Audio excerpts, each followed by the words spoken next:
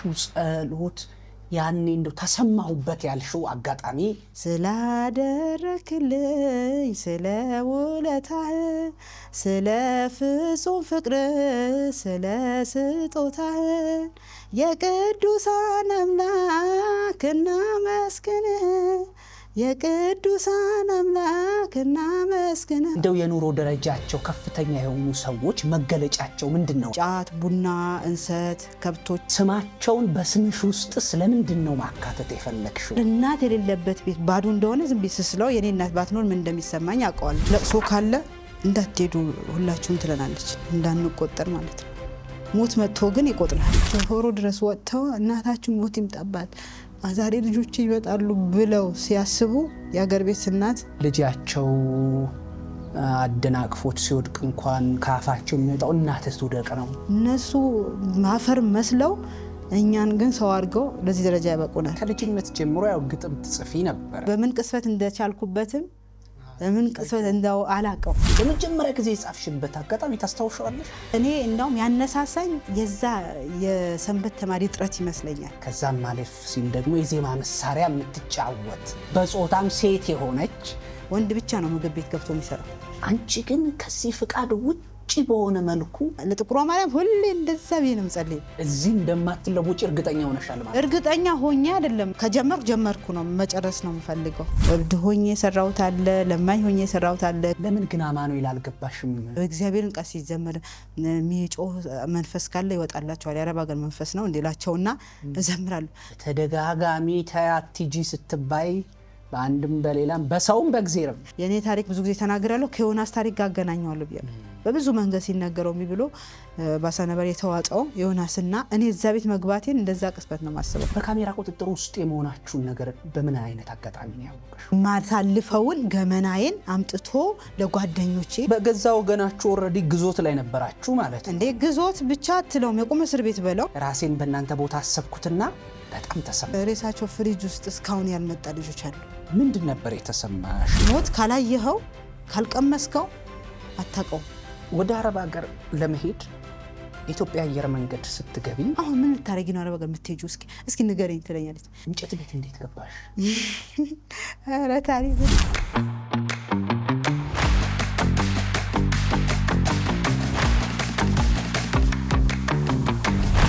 ከወገን ዘመድ የተነጠሉ ምንተ ሺህ ኪሎ ሜትሮችን በመሻገር የኮበለሉ ከራቁበት ቀይ በባዕዳን መካከል ቢወድቁ የሚያነሳ ቢጨነቁ የሚወሳ የሚማከር አጋዥ በሌለበት ምድር ደግ ቀን ይመጣል የደስታ ፀሐይ ይወጣል በሚል ተስፋ አምላካቸውን የሚለማመኑ መጽናኛቸውን በዝማሬና በጸሎት አድርገው በሰው ሀገር የሚባክኑ አያሌ ምስኪናን በጨካኞች መዳፍ ተጨፍልቀው በበደላቸው ጣቶች ታንቀው ከሕይወት ገጽ ተላቀው ተገንጥለው ተጥለው የወደቁ ግፉአን በርግጥም በአረቡ አገር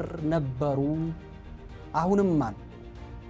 ዛሬ በሰዋዊ መጽሐፋችን ልንገልጽ የወደድነው ከነዛ መካከል የነበረችውን ተአምር ሊባል በሚችል መልኩ ከሞት መንጋጋ ተርፋ አስጨናቂና አሰቃቂውን ጊዜ አልፋ ለብዙዎች ትምህርት ከምትሆነዋ ምስክር ጋር ነው። እነሆ ፈቃዷ ሆኖ ተነባቢያችን የሆነችው እንግዳ በኢትዮጵያ ኦርቶዶክስ ተዋሕዶ ቤተክርስቲያን ውስጥ በዝማሬ የምታገለግለው ትንሳኤ ድንቁ ወይም የብርቅነሽ ልጅ ናት። ጤና ይስጥልን ክቡራትና ክቡራን፣ እንዴት ሰነበታችሁ? እንደምን አላችሁ? አዲስ አበባ ከሚገኘው ሰዋዊ መጽሐፋችንን ከምናስነብብበት ስፍራ ወደ እናንተ ለመድረስ እነሆ ተከስተናል። CW ፊልም ኮኔክሽን አዘጋጅቶ የሚያቀርበውን መሰናዶ እየመራሁና እያስነበብኩም ቆየው ብሩክ ሚፍታ አትራኮስ ነኝ። አብራችሁን እስከ እልባታችን ድረስ እንድትቆዩ በአክብሮት እጋብዛችኋለሁ። መልካም ጊዜ፣ መልካም ንባብ። ዘማሪት ትንሣኤ ድንቁ የብርቅነሽ ልጅ ዛሬ ተነባቢያችን ለመሆን ፈቃድሽን ሰጥተሽ እዚህ ስለተገኘሽልን እጅግ በጣም አመሰግንሻለሁ። እኔም አመሰግናለሁ በጣም እግዚአብሔር ያክብርልኝ። በአሕዛብ መሃል በስደት ሞገስ የሆንከኝ ቸር አባት ላውራ ልመስክር ውለታህ ምስጋና ላቅርብ ለስምህ። እነዚህ ስንኞች እንግዲህ ከራስሽ መዝሙር የቃረምኳቸው ናቸው። እንደው ንባባችንን ለመጀመር ያው ስንኞቹ ሐሳባቸው በውስጡ የያዙት ታሪክ ከአንቺ ሕይወት ጋር በጣም የመገናኘቱ ነገር ሰፊ ነውና እንድንደረደርበት እነዚህን ባጭሩ እስቲ ዘምሪልንና እንጀምር። እሺ። በነገራችን ላይ ክራርሽን ይዘሽ ስለመጣሽ በጣም ነው በእውነት ደስ ያለኝ። ስላሴ ስም ዘምሮ ደስ መንፈስ ቅዱስ አሐዱ አምላክ አሜን።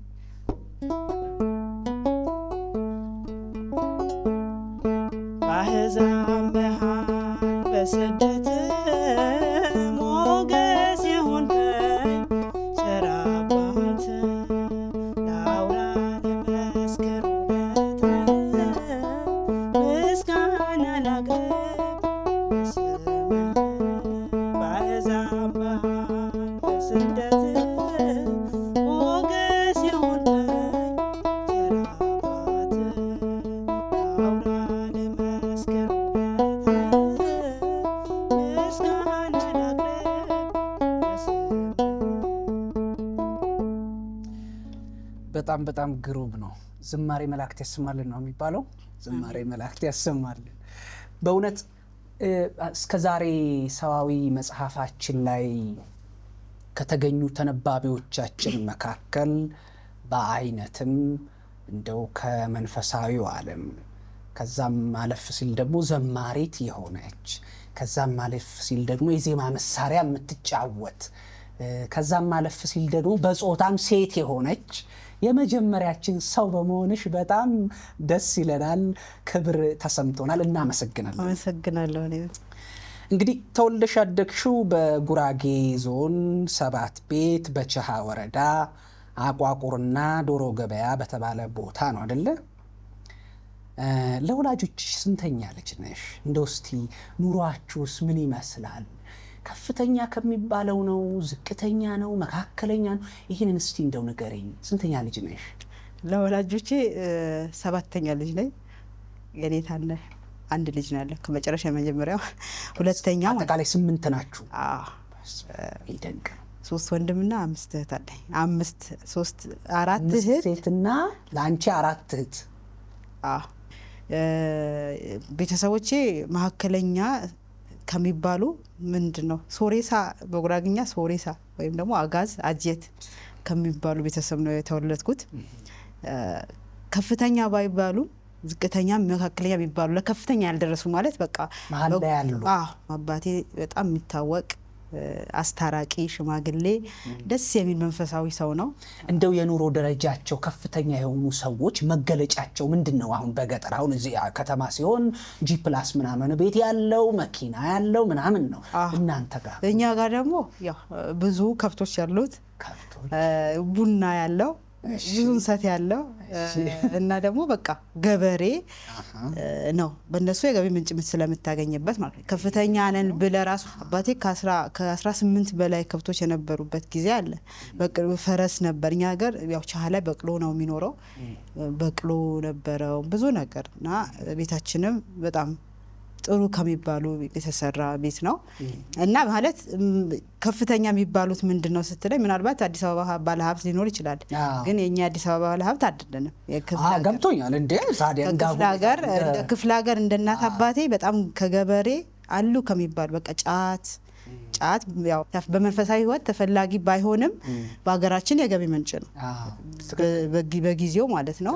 አሁንም የገቢ ምንጭ ነው እና ጫት፣ ቡና፣ እንሰት፣ ከብቶች ያሉት ሰው ያን ሰው ገበሬ የሚባለው ወይም ደግሞ ጥሩ ሁኔታ ባለጸጋ ነው በቀኛ ጋር ማለት ነው። ከዛ አንጻር ነው እና ከገበሬ ከጥሩ ገበሬ የተወለድኩ ልጅ ነኝ ማለት ነው።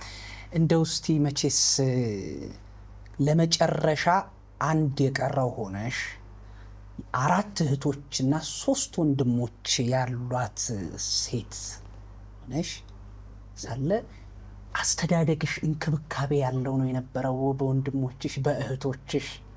አው በርግጥ አስተዳደጌ እኔ የ7 ዓመት ልጅ ያለው ወደ ታላቅ እህቴ ሄጄ ነው ያደግኩት። እነሞር ከ7 ቤት ቻሃ እነሞር አይደለም እነሞር ሄጄ ነው ያደግኩት። እኔ አንደኛ ክፍል ጀምሮ የተማርኩት እስከ 5። በስንት ዓመትሽ ማለት ነው? በ7 ዓመቴ ነው ወደ ታላቅ እህቴ በ7 ዓመቴ ሄጄ እስከ 10 ምናምን ስደርስ 6ኛ ክፍል ስገባ ነው ቻሃ መልሼ መገና ሴት ትምህርት ቤት የሚባል ቦታ የሄድኩት ማለት ነው።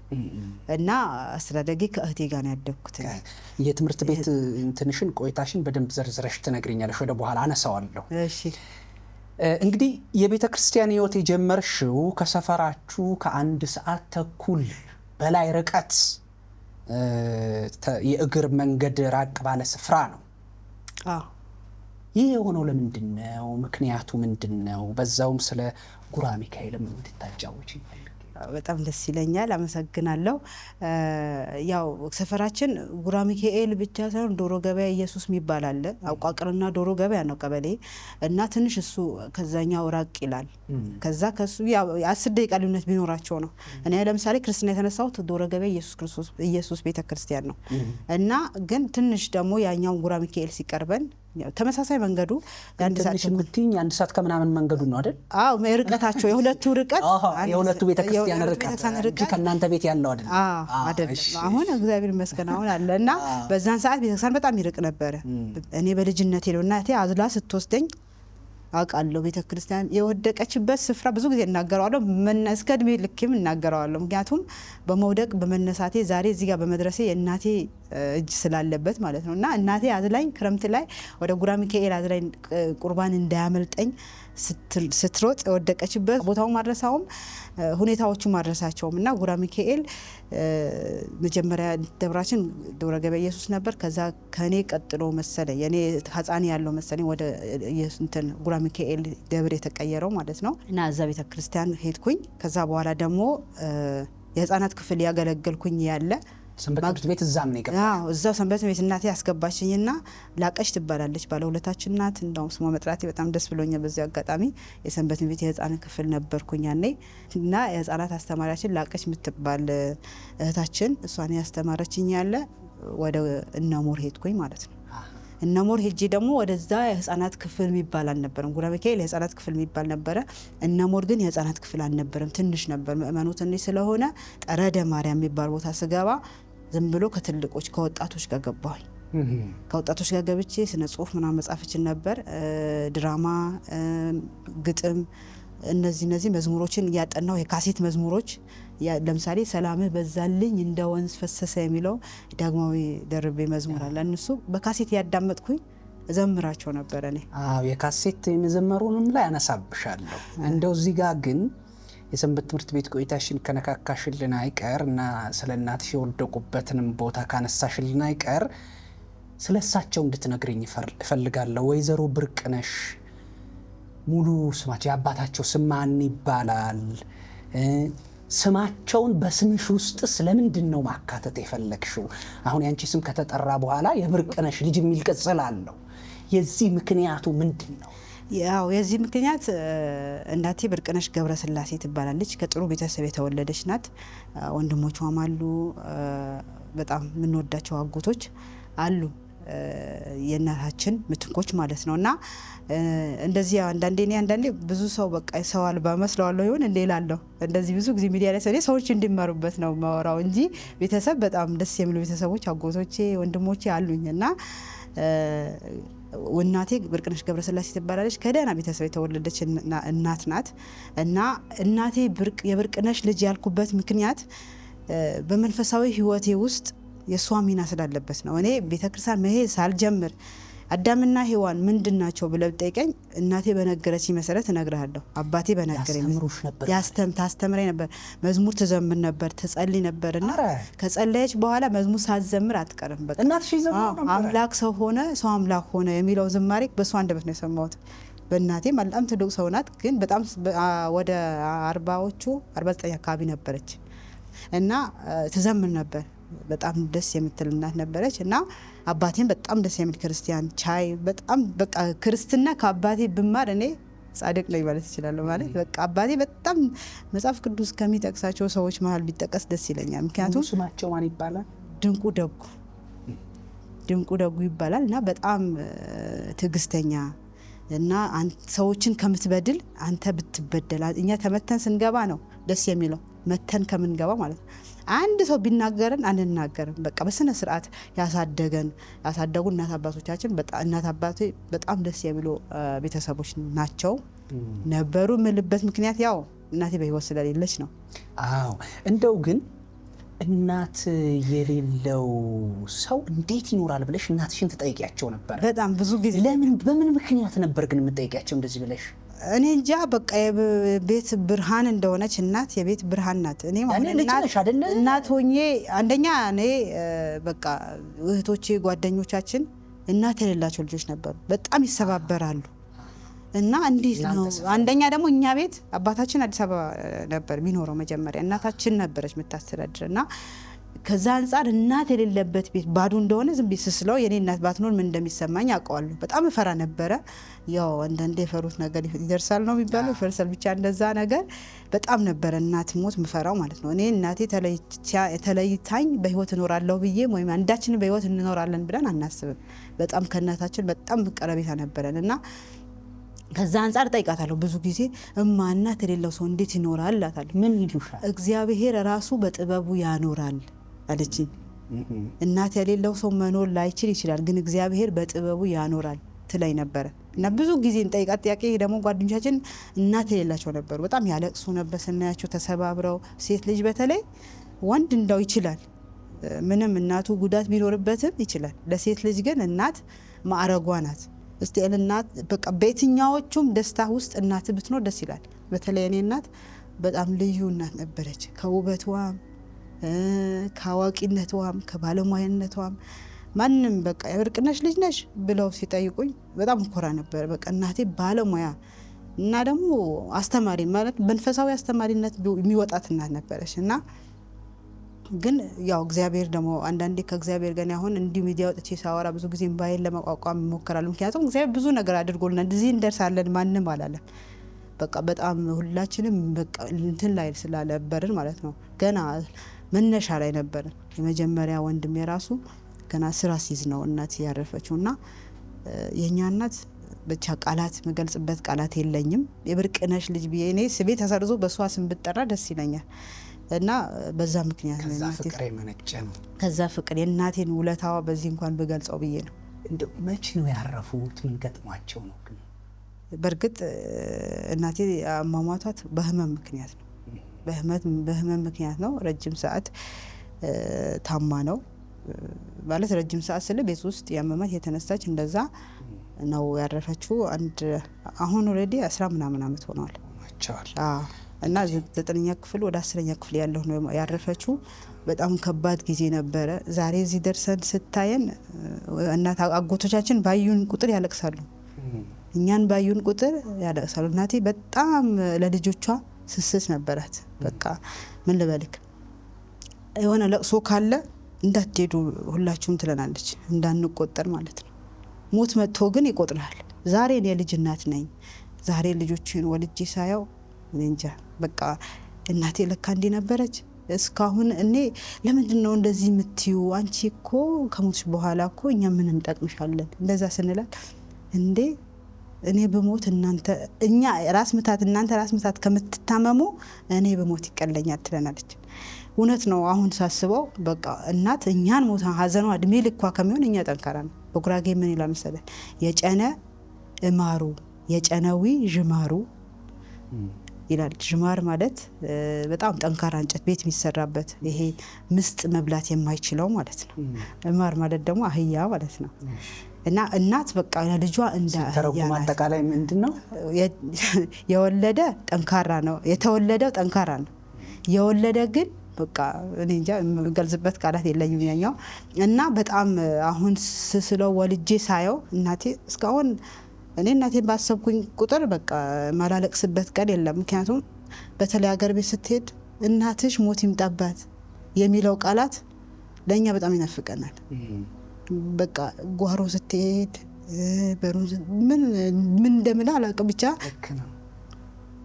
እናት በተለይ እዚህ ስትኖር አዲስ አበባ ስትኖር አታውቀውም ሁሉም ከእናት አባቱ ተለይቶ ስለሚኖር ልክ ነው አታውቀውም እና አገር ቤት ስትሄድ ግን እናቶች ውጪ ወደ ጆፎሮር ይባላል ውጪ እና ጆፎሮ ድረስ ወጥተው እናታችሁ ሞት ይምጣባት ዛሬ ልጆች ይመጣሉ ብለው ሲያስቡ የአገር ቤት እናት ሁሉም እኩል ናት ግን የኛ የጉራጌ አገር የገጠር እናቶች ለዩ ናቸው እነሱ አፈር ሆነው እነሱ ማፈር መስለው እኛን ግን ሰው አድርገው ለዚህ ደረጃ ያበቁናል በጣም እና የአገር ቤት እናቶች እንኳን ለወለዱት ይቅርና እንግዳ ሆኖ ለሚመጣም እንደው እንደ አጠቃላይ በጣም ልዩ ናቸው የኢትዮጵያ እናቶች በጣም የሚገርም ነው እውነት ልክ ብለሻል ጥሩ ነገር ነው የሚገልጽ እና ለገጠር እናቶች እጅግ በቃ የሚገልጽበት ቃላት የለኝም አሁንም ያሉት እነሱ ደርቀው እነሱ ሳይበሉ ውለው አንተን ቁጭ ብለው ነው የሚያበሉ እነሱ ሳይማሩ እኛን ነው የሚያስተምሩን እነሱ ሳይኖሩ ልጆቻቸውን ያኖራሉ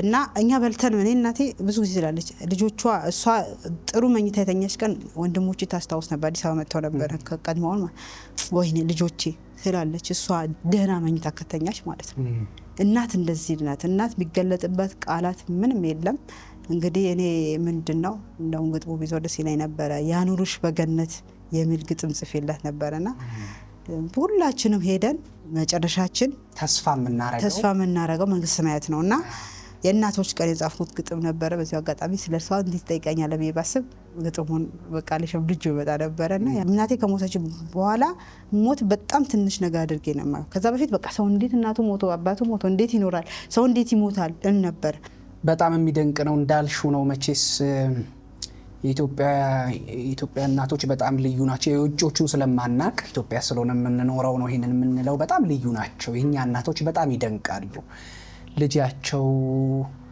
አደናቅፎት ሲወድቅ እንኳን ካፋቸው የሚወጣው እናትህ ትውደቅ ነው እኔ አፈር ልብላ ነው እና ይሄ ስሜታቸው ይሄ ስስ ልባቸው ይሄ ተፈጥሯቸው በጣም የሚደንቅ ነው በተለይ ደግሞ የገጠር ያሉ እናቶች ደግሞ በጣም እንኳን ለወለዱት ይቅርና ላልወለዱትም እንደው መንሰፍሰፋቸው እንትን ማለታቸው በጣም ልዩ ነውና ሁሉንም እናመሰግናለን በቁም ያሉትን ይጠብቅልን የሞቱትን ነፍስ ይማርልን አሜን አሜን እናቶች እኔም በዚህ በጨምርበት ደስ ይለኛል ምክንያቱም እናቶቻችን እንዴት ሆኖ እንደሚያሳድጉ እነሱ አሁንም ባሉበት ሁኔታ እኔም ስለማቅ እናቴ ሞተች ማለት የኔ እናት ብቻ አይደለችም አገር ቤት ያሉትም እናት ያለን ሁላችንም ለእናቶቻችን ዋጋ እንክፈል እናት ከሄደች በኋላ መተኪያ የሌላት በጣም ህይወት የሚከብደው እናት ከሞተች በኋላ ነውና ለእናቶቻችን እድሜ ይስጣቸው እናት ያላችሁን ደግሞ እናቶቻችሁን ተንከባከቡ ላለው አመሰግናለሁ በጣም ግሩም ሐሳብ ነው እስቲ በሰፈራችሁ የአንድ ሰዓት ተኩል እግር መንገድን ስላስቀረውና ስለተተከለው ቤተክርስቲያን አውሪኝ ስለዚህ ቤተክርስቲያን ንገረኝ እስቲ ማን ይባላል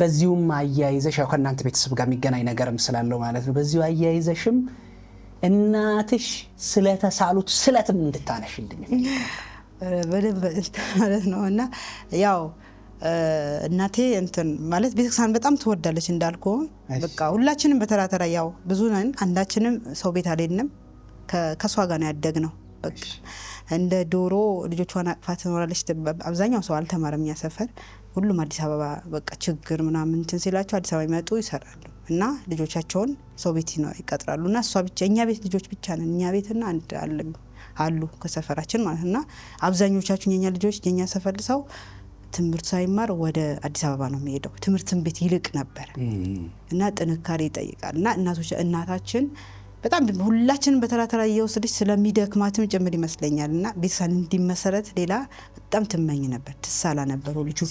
ልጆቻቸውን ሁሉ ቤተክርስቲያን ተሸክመው ይዘው በተራተራ እኔ 3 ከቆረብኩ በኋላ ያኔ ያው 3 ታስቆርበኝና ታስቀረኛለች። አንቺ በፊት ስንት 6 አለ? አዎ ያው አንቺ 7ኛ። አዎ አንዷ ትዳር ይዛ ገጠር ሌላ ቦታ ነበረች እንጂ ሌሎቻቸው የተማሩ ከኔ ታላቆች ማለት ነው። እኔ ታናሽ ሲቀር የኔ ታላቆች ቤተክርስቲያን ይዛ በተራተራችን 3 እስክንቆርብ ይዛን ትሄዳለች።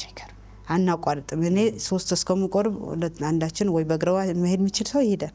እኔ አሁን ጥላኝ ስትሄድ ምርጫ ትሄዳለሁ።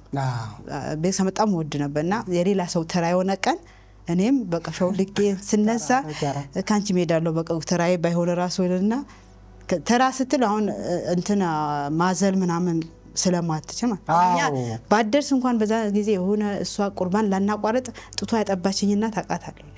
የኔንም ወንድሜ ታናሽ አጥብቷ ሌላ እናት አጠባችሁ መግባት ስለማችል ማለት ቁርባኑ እንዳይቋረጥብን እኔን ሳይሆን የወንድሜን ጡት የሌላ እናት ጡት ሲጠባ አይቼዋለሁ ማለት እሷ መግባት ርቀት መጠበቅ ይሄ ግዳጅ በሆነበት ሰዓት አለ አይደለ እና 40 ክንድ ምትረቅበት ጊዜ አለ እና ያን ቁርባን ላይ ያመልጠን ወይም ደግሞ ላይ ቋረጥብን እሷ እጭት ሆነና ሌላ እናት ሰጣትና ከዛ አስቆርባ ስትወጣ እዛ እስከሚሄድ እንዳይል ያጠባችሁ እናቴ ጋር ታደርሰው ነበር። በጣም ይደንቃል። እሷ በህይወት አለች አሁንም በጣም ያጠባችሁን ማለት ነውና አቁራቢዋ ነው እና እንደዛ ናቸው። አስቆራቢዋን በቃ ያጠባችሁ አፉን ቁርባን ከቆረቡ በኋላ ቶሎ መጥባት ስላለባቸው እኔ ያን ትርጉም አላውቀውም። አሁን ነው ማቀው እንዴት ሌላ ሰው ጡት ይጠባል ምናምን ነበረ ግን ያን ያክል ናትና ከዛ የተነሳ በቃ ቤተክርስቲያን ተመስርቶ ቤተክርስቲያን በቅርብ ኖሮ በነገራችን ላይ ዶሮ ገበያ ኢየሱስ በጣም የጥንት ቤተክርስቲያን ነው።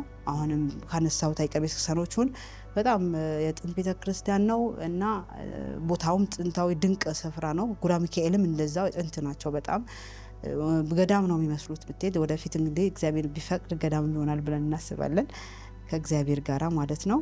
እና የጥንት ቤተክርስቲያኖች ናቸው ሁለቱም ማለት ነው። እና አንዱ በእነሙር በኩል ነው። አጎቶቼ እነሙር ናቸው እና እናቴ የተሳለችውን የጆሮ ጌጧ እሰጣለሁ ብላ የተሳለችውን እንትን ነው አማኑኤል ቤተክርስቲያን የጆሮ ጌጣቸውን የተሳሉት ማለት ነው። አዎ እቺ ቤተክርስቲያን እዚህ አካባቢ እሷ ይባራኛም ይሁን ይባራኛ ይባላል። ይባራኛ አማኑኤል ይባላል።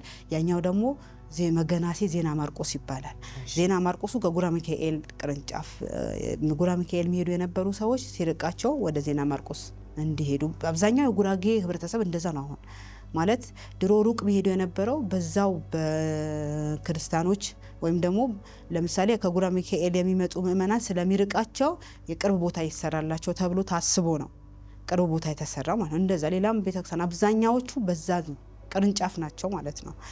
የአንድ ቤተክርስቲያን ቅርንጫፍ አሁን እኔ ጉራ ሚካኤል ብሆንም ዜና ማርቆስም የማገልገል ግዴታ አለብኝ። ይባራኛም የማገልገል ግዴታ አለብኝ። ምክንያቱም የሚቀርበኝን መሄድ ይችላል እና እንደዛ ናቸው ሰዎቹ ርቀዋቸው ከሚቸገሩ የሚል እና ደግሞ በጣም ወደ ሌላ እምነት እየሄዱ ስለተቸገረን ከዛ በኋላ ቤተክርስቲያን እግዚአብሔር ሲፈቅድ ተመሰረተ። ይባራኛ አማኑኤል ቅዱስ አማኑኤል ቤተክርስቲያን አጎቴ ነው ያሰራው እና በአጎቴ ምክንያት ያናንሳን ተመሰረተ። ሰፈር ማለት አዎ የ15 ደቂቃ መንገድ ነው ሁለቱም። አሁን የ15 ወደ እነሙርም ብትሄድ እኛ በእነሙርና በቻሃ መሀል እኛ ቻሃ መጀመሪያ ነን። አማኑኤል ደግሞ እነሙር መጀመሪያ ነውና ወደ አማኑኤል ስትሄድ 15 ደቂቃ ነው። ወደ ዜና ማርቆስም ስትሄድ 15 ደቂቃ ነው። ስለዚህ አሁን መጀመሪያ ጉራ ሚካኤል ነበርን። አሁን ያው ፋዘር ትንሽ እድሜው እንትን ስላለ ያው ወደ ዜና ማርቆስ ተቀይረዋል። እስካሁን ግን በጉራ ሚካኤል ነው የሚጠራው። ምክንያቱም እናታችን የተቀበረችው ጉራ ሚካኤል ስለሆነ በቃ አንደኛውም እዛው ቢሆን የሚል ነገር ስላሰብን ወደ ዜና ማርቆስ አልሄደም ማለት ይሄድ አይደለም ቤተክርስቲያን ወደ ከሄደም ትንሽ ይባራኛ ስለሚቀርበው ወደ ይባራኛ ነው የሚሄደው። ደብር ስትቀይር ታስቀይራለ ማለት ሁሉም ነገር ስብከተ ወንጌል ምናምን የምትከፈላቸው ነገሮች መክፈል አለ አይደለ እነሱን ትቀይራለ እና በቅርብ ነው ወደ ዜና ማርቆስ የቀየረው። ያው እግዚአብሔር ፈቅዶ እለቱ ቢደርስ ግን እኛ ጉራ ሚካኤል እንዲቀበር ነው የምንፈልገው ማለት ነው። እስካሁን አሉ እሳቸው በህይወት አለ አባቴ አለ። ቆያቸው። አሜን። አዎ በጣም ይገርማል። ስለዚህ የአንድ ሰዓት ተኩል መንገድ ወደ 15 ደቂቃ ሆነ ማለት ተቀየረ። እግዚአብሔር ይመስገን። ይገርማል። እስቲ ስለ ትምህርት ቤት ቆይታሽ አሁን እናንሳ፣ ንገሪኝ። ወደ እህትሽ ጋር ከመሄድሽ በፊት ቄስ ትምህርት ቤት ገብተሽ ነበር እንዴ? እኛ ጋር ቄስ ትምህርት ቤት የሚባል የለም ማለት ሰንበት ትምህርት ቤትና ህፃናት ክፍል ምናምን የሚባል ፊደል መቁጠር የተማርሽ ቤት ነው? ፊደል መቁጠር እኔ አልደረስኩበትም እንጂ እንትን ነበረ፣ ካቶሊክ ትምህርት ቤት ነበረ። እሺ አባታችን ሆይ ምናምን እሺ ከየኔ ታላላቆች እዛ ተምረዋል። ካቶሊክ ቤተክርስቲያን አለ። አባታችን ሙስሊምም ክርስቲያንም ሁሉም ማለት አንድ ላይ ካቶሊክ ትምህርት ቤት ነበረና እሱ እኔ አልደረስኩበትም። እኔ ስጀምረው ወደ እነሙር ስለሄድኩኝ አልተማርኩም እንጂ አባታችን ሆይ በሰማይ የምትኖር ብለን የምንማርበት ካቶሊክ ትምህርት ቤት ነበር። እዛ ካቶሊክ ትምህርት ቤት ሳትገቢ አንቺ እኔ አልገባሁ። በኋላ ህፃናት 1 ዓመት ልማር ግማሽ ዓመት ልማር አላውቅም። ከዛ ወዲያው ወደ እህቴ ጋር ሄድኩኝ እና ስለዚህ ከአንደኛ ክፍል ላይ ጀመርሽው? ከአንደኛ ክፍል ነው የጀመርኩት። ይሄ እንትን አባይ ብዙ ጊዜ አባይ ተብሎ ይጠራል ካቶሊክ ትምህርት ቤቱ ማለት ነው። አባ ስላሉ ማለት ሲስተር አባ የሚባሉ ስላሉ እና በሱ ነው ያውቁታል ማለት እኛ አካባቢ ያለ ሰው ያውቀዋል። እና እዛ የጠረቅ የሚባል ቦታ የካቶሊክ ትምህርት ቤት ነበረ። እዛ የተወሰነ ጊዜ ተምሬያለሁ። የተወሰነ ጊዜው ባላውቀውም ህፃን ነበርኩኝ አላውቀውም። እንደውም ወንድሜ አንድ ጊዜ አዝዬ ወስጄው መኪና ሲያይ እምቢ ብሎ እንትን ነበር አዝለሽ ወስደሽ አምባሻ ምናምን ይበላል እና አንባሻ ምናምን ይሰጣል እዛ ማለት ነው። ዩኒፎርም ትለብሳለህ ማለት መገናሴም እንድበርም ላይ አለ። ግና ሞረም ላይ ሸብራት በር የሚባል አለ እና እኛ ሰፈር የጠረቅ የሚባል ቦታ ነበርና አምባሻ ምናምን ስለምንበላ በቃ በጣም ደስ ያለን እንሄዳለን። እና እሱን ይዤው አዝዬው ሄድኩኝ። አልገባ ማለት ትምህርት ቤቱ ነው የሚሰጠው። ምሳ ቁርስህን በተለይ በዓል ከሆነ እንደዚህ ለገና ምናምን ዓለም ነው በቃ ብዙ የጾም ምግቦች ነው ምናምን ፍስግ ምግቦች ነው የምትበላው። ሌላ ጊዜ ግን አምባሻ በሻይ ምናምን ነው የሚበላውና ዛሬ እንበላለን እና እንሂድ ብዬ አዝዬ ወሰድኩት። ከዛ በኋላ መኪና ሲያይ አለ እሱ እራሱ አድረሳው ብሎ ያስታውሳል። መኪና ሲያይ አልገባም አለ። የፈረንጅ መኪና ፈረንጆች ናቸው እና አልገባም አለ። ገና አዝዬ ቤት ወሰድኩት። ተመልሼ ቤት ሄጄ ቤት ያጸዳሽ ነበረ ወሰድኩትና እምቢ አለኝ። ከዛ እና ታዲያ የት ነው የምትሄጂው? እንደ ዩኒፎርሜን አላስተካከልኩ ዩኒፎርም ነበረ ናውቄ እኮ ያን አምባሻ። ከዛ ተመልሼ ወደ ትምህርት ቤት ሄድኩኝ እና እሱን ትምህርት ቤት ገብቻለሁ። ያው ግን ስለ ትምህርቱን አላውቅም ዝም ብዬ ነው የሄድኩት እንጂ ፊደል አባታችን ወይ ግን እንል ነበር። አባታችን ወይ በሰማይ የምትኖር በእኛ ጊዜ ቀርቶ በፊት ግን በጣም ብዙ ነገር ያስተምሯቸው ነበራሉ። ከዛ በፊት እንደዚህ የሃይማኖት ልዩነትን ብዙ ማን ነበረ አንተም አታውቀውም ንጹህ ነበር እንደዚህ በቃ ተዛ ስለገባ ሙስሊም ትሆናለህ ክርስቲያን ትሆናለህ ምንም የለም። ከዛ በኋላ ተቀይሮ እንዳውም ኦርቶዶክሳውያን ራሱ ስለማያውቁ አስተሪዮ ማርያም እዛም ያከብር ሰው ነበር። ደግሞ ካቶሊክና ኦርቶዶክስ ተመሳሳይ የሚመስላቸው ብዙ ሰዎች የሚመስለው ስላለ እንደዛ ሙስሊምም ይገባል። ሙስሊምም በቃ ልጆቻቸው ዩኒፎርም ለብሰው ምናምን እንትን ይሉ ነበር ይገቡ ነበር እንማር ነበር። እኔ ሰፈር ሙስሊም ነው የሚበዛው አብረን ነበር የምንማረው። ከዛ ወዲያው እሱን 1 ዓመት ከተማርኩ በኋላ እኔ ስለ ትምህርቱ ምንም አውቀው ነገር የለም። ብቻ እነሙር እስከ ስንት ተማረ? እስከ 5 ወደ 6 ገባ ነው ወደ ቻሃ ሄድኩት። ከዛ ከነሙር ወደ ቻሃ ሄድ እነሙር ጎምሼ ከጠራው ታይቃል ጎምሼ ትምህርት ቤት የሚባል ቦታ ላይ ተመርኩት እና ጎምሼ ትምህርት ቤት በጣም ጎበዝ ተማሪ ነበርኩኝ እና የእህቴ ባል መምህር ነው የመምህር ልጅ ነው መስላቸው ነበር እና ከነሙር ወደ ቻሃ ሄድኩት። መገናሴ ትምህርት ቤት ነው። እሺ ከዛ መገናሴ 6ኛ ክፍል እዛ እስከ ስንት ተማረ? እስከ 9 ነው። 8ኛ ክፍል ሚኒስትሪ ተፈትነን ወደ እንድብር እንሄዳለን። እንድብር ሄድኩኝ። ከዛ በኋላ እዛ እስከ ስንት ምን ትምህርት ቤት ገባሽ?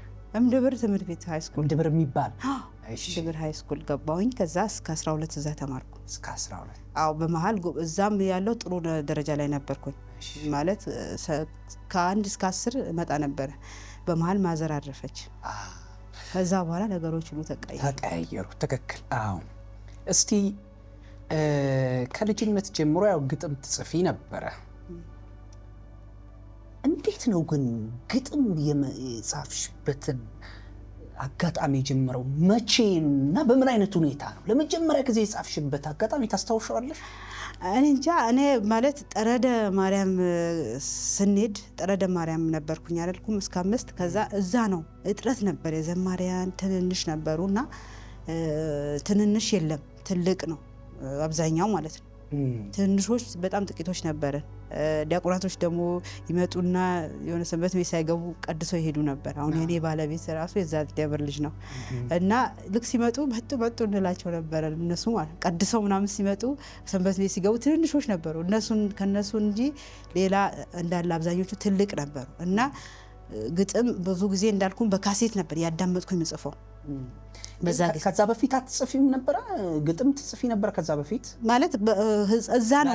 አሁን እንትኖች የመጻፍም የመማርም እውቀትም ሁሉም ነገር የጀመርኩት የትምህርትም ጎበዝ ምናምን የሆንኩት እዛው ጀምሬ ነው። ምክንያቱም ከአንደኛ ክፍል ጀምሬ ነው እኔ የማውቀው። እሱ ግጥም አሁን ለይተሽ ግጥሙ የጻፍሽበትን አጋጣሚ ቆይ ግጥም እንዴ ግጥም እችላለሁ እንዴ የምትይበትን አጋጣሚ እንደው ለይተሽ? እንደዛ ለይቼው አላስታውሰው። ምክንያቱም እንዳውም ለኔ ከኔ አልፎ ማለት ነው ለእህቴ ለጓደኛ ይጽፍላት ነበር። ይጽፍላትና እሁድ ታጠኛዋለሽ አንቺ ታቀርባለሽ እላታለሁ። ያ እኔ እንዳውም ያነሳሳኝ የዛ የሰንበት ተማሪ ጥረት ይመስለኛል። ያነሳሳኝ ማለት በቃ እንትኖች እጽፋለሁ፣ ድርሰት እጽፋለሁ፣ እንትን ማለት ነው የድራማ ድርሰቶች ድራማ ምጽፍ? አዎ የድራማ ድርሰቶች ጽፍና እንዳውም ቻሃ ሄጄ ማለት ነው ወልዴ ይባላል አለ አሁንም ገጠር ሰንበት ተማሪ እንትን ነውና ግጥም እንትን ድርሰት ይዘሽልን ያለኝ ቻሃ ሄጄ እነሞር እየመጣሁኝ ድርሰት እንጽፍ አሰራቸው ነበር ከልጆች ጋር ማለት ነው። ድርሰት አምጪልን ይሉኛል እና ቁጭ ብዬ ድርሰት ተጽፋለሁ። ይሄ መጀመሪያ ሐሳቡን ያው ድርሰት ጽፍ መጀመሪያ ሐሳቡን ታመነጫለህ። ግን ድራማን እንዴት ልጽፍ ይቻልሽ? አይተሽ ታውቂያለሽ ድራማ? አላቅም ድራማ አላቅም። አሁን ለምሳሌ ቲቪ ምናምን እኔ በዚህ ገና ትልቅ ሆኜ 9ኛ ክፍል አልፌ ነው እዚህ መምጣት የጀመርኩት እና በድራማ መልክ ስቲል አሁን ራሱ መጽሐፍ ቅዱስ እኔ በድራማ መልክ እሰራለሁ። አሁንም ከመጽሐፍ ቅዱስ ጥቅሶች አወጣና በጉራግኛ እጽፋለሁ አሁንም ማለት ነው። አሁን እስከምወልድበት ድረስ ጉራ ሚካኤል ሰበት ቤት ላይ አሉ እብድ ሆኜ የሰራሁት አለ፣ ለማኝ ሆኜ የሰራሁት አለ። ከመጽሐፍ ቅዱስ አውጥቼ ማለት ሰዎች የሚገባቸው በድራማ መልኩ ነው ብዬ ስለማስብ ነው። በተለይ በዛ ሰዓት በቃ ወደ ሌላ ሃይማኖት የሚሄዱበት እንትን በጣም ተፋፍሞ ነበር እና ቢያንስ እንዴት እንደሚያታልሏቸው እንዴት እንደሆነ በድራማ መልኩ እናሳያቸው የሚል ከዛ ያን ሰው ለማስረዳ ደግሞ ግዴታ መጻፍ አለብኝ። አሁን በቃል ምናምን ባስረዳቸው ላይገባቸው ይችላል። እኔ በምን ቅስፈት እንደቻልኩበትም በምን ቅስፈት እንደው አላቀው ማለት በቃ እጽፋለሁ ሄጄ ነግራቸዋለሁ ጥሩ ነው ይላሉ። ከዛ በኋላ ሰርተነው ያቀረብንበት የጥምቀት የአስተርእዮ ማርያም እና በቃ ብዙ ጊዜ በአስተርእዮ ማርያም ለሁለት ሆነት ምናምን መዝሙር እንዘምር ነበር። አሁንም ይዘምራል አገር ቤት ልምድ ሆኖ ማለት ነው ይዘምራሉ የአገር ቤት ሰንበት ተማሪዎች ማለት እና እንደዛ በካሴት መዝሙር ያጠናው ስለ ግጥም እንደሆነ ተረዳ። አሁን ግጥሞቹን ስጽፋቸው የመዝሙር ግጥሞች መዝሙር ስሸመድደው ግጥም ላይ መስል ይችላል። ስጽፈው ግን ግጥምሻለሽ ግን ይሄ መሆን ይችላል። እኔ ማስታውሰው እነሞር 7 ዓመት መሆኔን ብቻ ነው። እነሞር ሲሄድ የ7 ዓመት ጀምሮ በቃ ከእነሞር ሄድኩኝ። እነሞር ሲሄድ ከእህቴ አማት ወይም ደግሞ ከባሏ እናት ጋር ቤተክርስቲያን ሄድኩኝ። እህቴ ከዛ በፊት ትሄድ ነበር ልጆች ከወለደች በኋላ አንዳንዴ ነበር። እሳቸው ግን ሁሌ ነበር የሚሄዱት ሁሌ። እንዳውም የተቀደደ ነጠላ ለብሼ ሳገለግል አይተውኝ እህቴ ባል ሄደው ነጠላ ገዛላት የተቀደደ ነጠላ ለበሰች። እኔ ምንም አይመስለኝም በቃ ቤተክርስቲያን መሄዴን ብቻ ነው የማውቀው። መሰንበት ቤት ቀጥታ ገባሁ አይደለም በቃ መዝሙር ማጥናት ጀመርኩ። ሰው በሌለበት ቦታ ሰው ሆነ ተገኛለን። ከዛ ብዙ ሰው ስላልነበረ እኛ ቦታ ይሰጠን ነበር። በቃ እንሰለፋለን ከትልልቆቹ ጋር ከትልልቆቹ እኩል እናጠናለን። ከበሩ ቁጭ ብዬ ነው የለመድኩት። ቁጭ ብዬ በቃ ቁመቴ ስለማይችለው ከበሩ በጣም ይጮህ ከበሩ ትልቅ የለው ከበሩ ነበርና ረጅም ዓመት አገልግለዋልና ሁሌ ሳሳየው ይሄ ባለውለታዬ ነው እላለሁ። ከበሩ ያስለመደኝ ልጅ ሁሌም ባለውለታዬ ነው እለዋለሁና ብርሃኑ ይባላል ዲያቆን ብርሃኑ ይባላልና የዚያ ነው ልጅ ነው።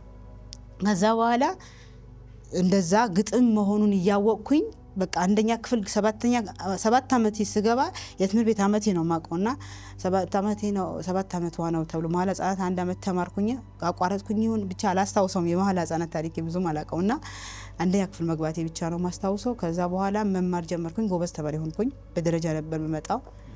ከዛ በኋላ መጻፍ ጀመርኩ። ከመንፈሳዊም ዓለማዊም እኩል ነበር እንትን ነበር ትኩረት ሰነ መንፈሳዊም በጣም ወዳለው ዓለማዊም በጣም ነበር የምወደው። ትምህርት ቤት ቅሪ ከመባል በቃ ምን ልበል ሳለቅስ ነበር የምውለው ትምህርት ቤት ከቀረብኩ በጣም ይገርም እና ትምህርት ወድ ነበር። ከዛ አንጻር ነው ግጥም የጀመርኩት በዛ ቅስፈት። የካሴቱ እንደው የመዝሙር ካሴት ግጥም እየሰሙ የመጻፍ ነገር መቼስ እንደምገምተው ካሴት በጣም ውድ ነገር ነው።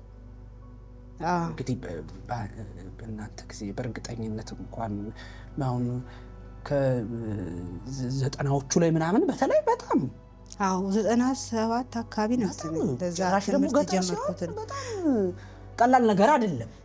የእህቴ ባል እንትን ነበር መምህር ነበር አልኩ አይደል? እሺ ካሴት ይገዛ ነበር፣ ድንጋይ ገዝቶ ያመጣል። ስለዚህ ቴፕም ነበር። ቴፕ ነበር። በጣም መዝሙር ይገዛል። የመዝሙር ካሴት ነው ማለት ነው። የእነማን ትዝ ይልሻል? አሁን የነ ዳግማዊ ደርቤ የነ ቴድሮስ ዮሴፍ የድሮዎቹ ማለት ነው። የነ ኪነ ጥበብ መዝሙሮች እነሱን ያመጣል እሱ። ያው በዛ ሰዓት ኪነ ጥበብ አሁን ብዙ ጊዜ በሰንበት ቤት ነው የምናጠናቸው ኪነ ጥበብ መዝሙሮች ማለት። ከየት ነው ግን የሚገዛው? ጉንችሬ ከሚባል ቦታ ካሴት ቤት ይኖራል እኮ እዛ። አሁን እንትን መጫኛ እንዳለ ሁሉ እዛም ካሴት ቤት ይኖር ነበር። ገጠር የሚባል አካባቢ ነበር። ግን እሱ መምህር ስለሆነ ወይ ደሞዝ ሊቀበል ሲሄድ ወይ ስብሰባ ሲኖርበት ይወጣና ይገዛል። በቃ የነሱ መዝሙር ገዝቶ ያመጣል። እንደው ምን የሚል መዝሙር መሰለ በጣም ትምወደው ማለት ነው። ስላደረክልኝ ስለ ውለታህ ስለ ፍጹም ፍቅር ስለ ስጦታህ የቅዱሳን አምላክ እናመስግንህ የቅዱሳን አምላክ እናመስግንህ። አሁን ይሄ ካሴቱን ስሙን አላውቀውም በዩቲዩብ ስፈልገው አጣው ሰሞኑ ማለት ነው። በጣም ወደው ነበር እና እነዚህ መዝሙሮች አጥንቴ እንትና አሁን ለምሳሌ ድንቅ አድርጎልኛል እንትና ማለት ነው እንግዳ ወርቅ ዳግማዊ እንትን የምንዳይ መዝሙር በጣም አጠናቸው ነበረ። ስምሽን ጠርቼ ታዲዮስ የማያልፍ የለም ሁሉም ያልፋል በሱ ጊዜ ነበሩ ካሴቶቹ። ያኔ ነበረ በቃ እንትን የምናዳምጠው ማለት ነው። እኔ ህፃን ነኝ፣ በጣም ህፃን ነኝ። አሁን በዚህ ቅሰት ሳወራ እንደዚህ ትልቅ ሰውነት ልትችላለ፣ ግን በጣም ህፃን ነኝ። ግን በጣም ፋስት ነበርኩኝ። ይገርማል። የመጽሐፍም ችሎታውን አዳምጠዋለሁ አይደል? ባንዴ አዳምጠዋለሁ፣ ባንዴ ጽፈዋለሁ። በቃ መዝሙሩን ማለት ነው። የሚደንቅ ነገር ነው በእውነት። እስቲ ወደ አዲስ አበባ የመጣሽበትን ጊዜ እናንሳ። ምክንያቱ ምንድን ነው? እንዴትስ ልትመጪ ቻልሽ? በምን አይነትስ መንገድ ላይ መጣሽው?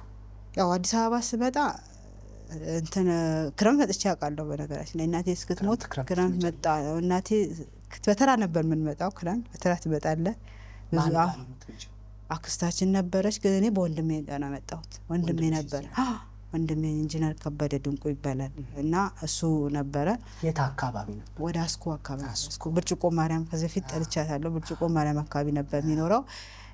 እናቴ ከመሞቷ በፊት እህቶቼ ሁለት ያልመጡም ብላ ነው ክረምት። እኔ ከነሞድ ከሄድኩኝ በኋላ እናቴ በጣም በቃ ተለይቻት ሲሄድ የሆነ ነገር ምትሆን ይመስለኝ ነበርና ክረምት ልሄድ ስል ቆይ ቀጣይ ዓመት ያው የመጨረሻም ከመሆን ያንጻር ግፊትም አለ አልመጣሁም። እነሱ ሁለት ይመጣሉ እርግጠኛ ነኝ እና እኔ ግን አልመጣሁም ክረምት። ከዛ እናቴ ካረፈች በኋላ 9ኛ ክፍል ተራዬ ነበረም። አንደኛም በጣም በቃ ትንሽ ይረጋጋሉ የሚል ነገር ስለሚታሰብ 9ኛ ክፍል ያለው ክረምት መጥቼ ሄጃለሁ።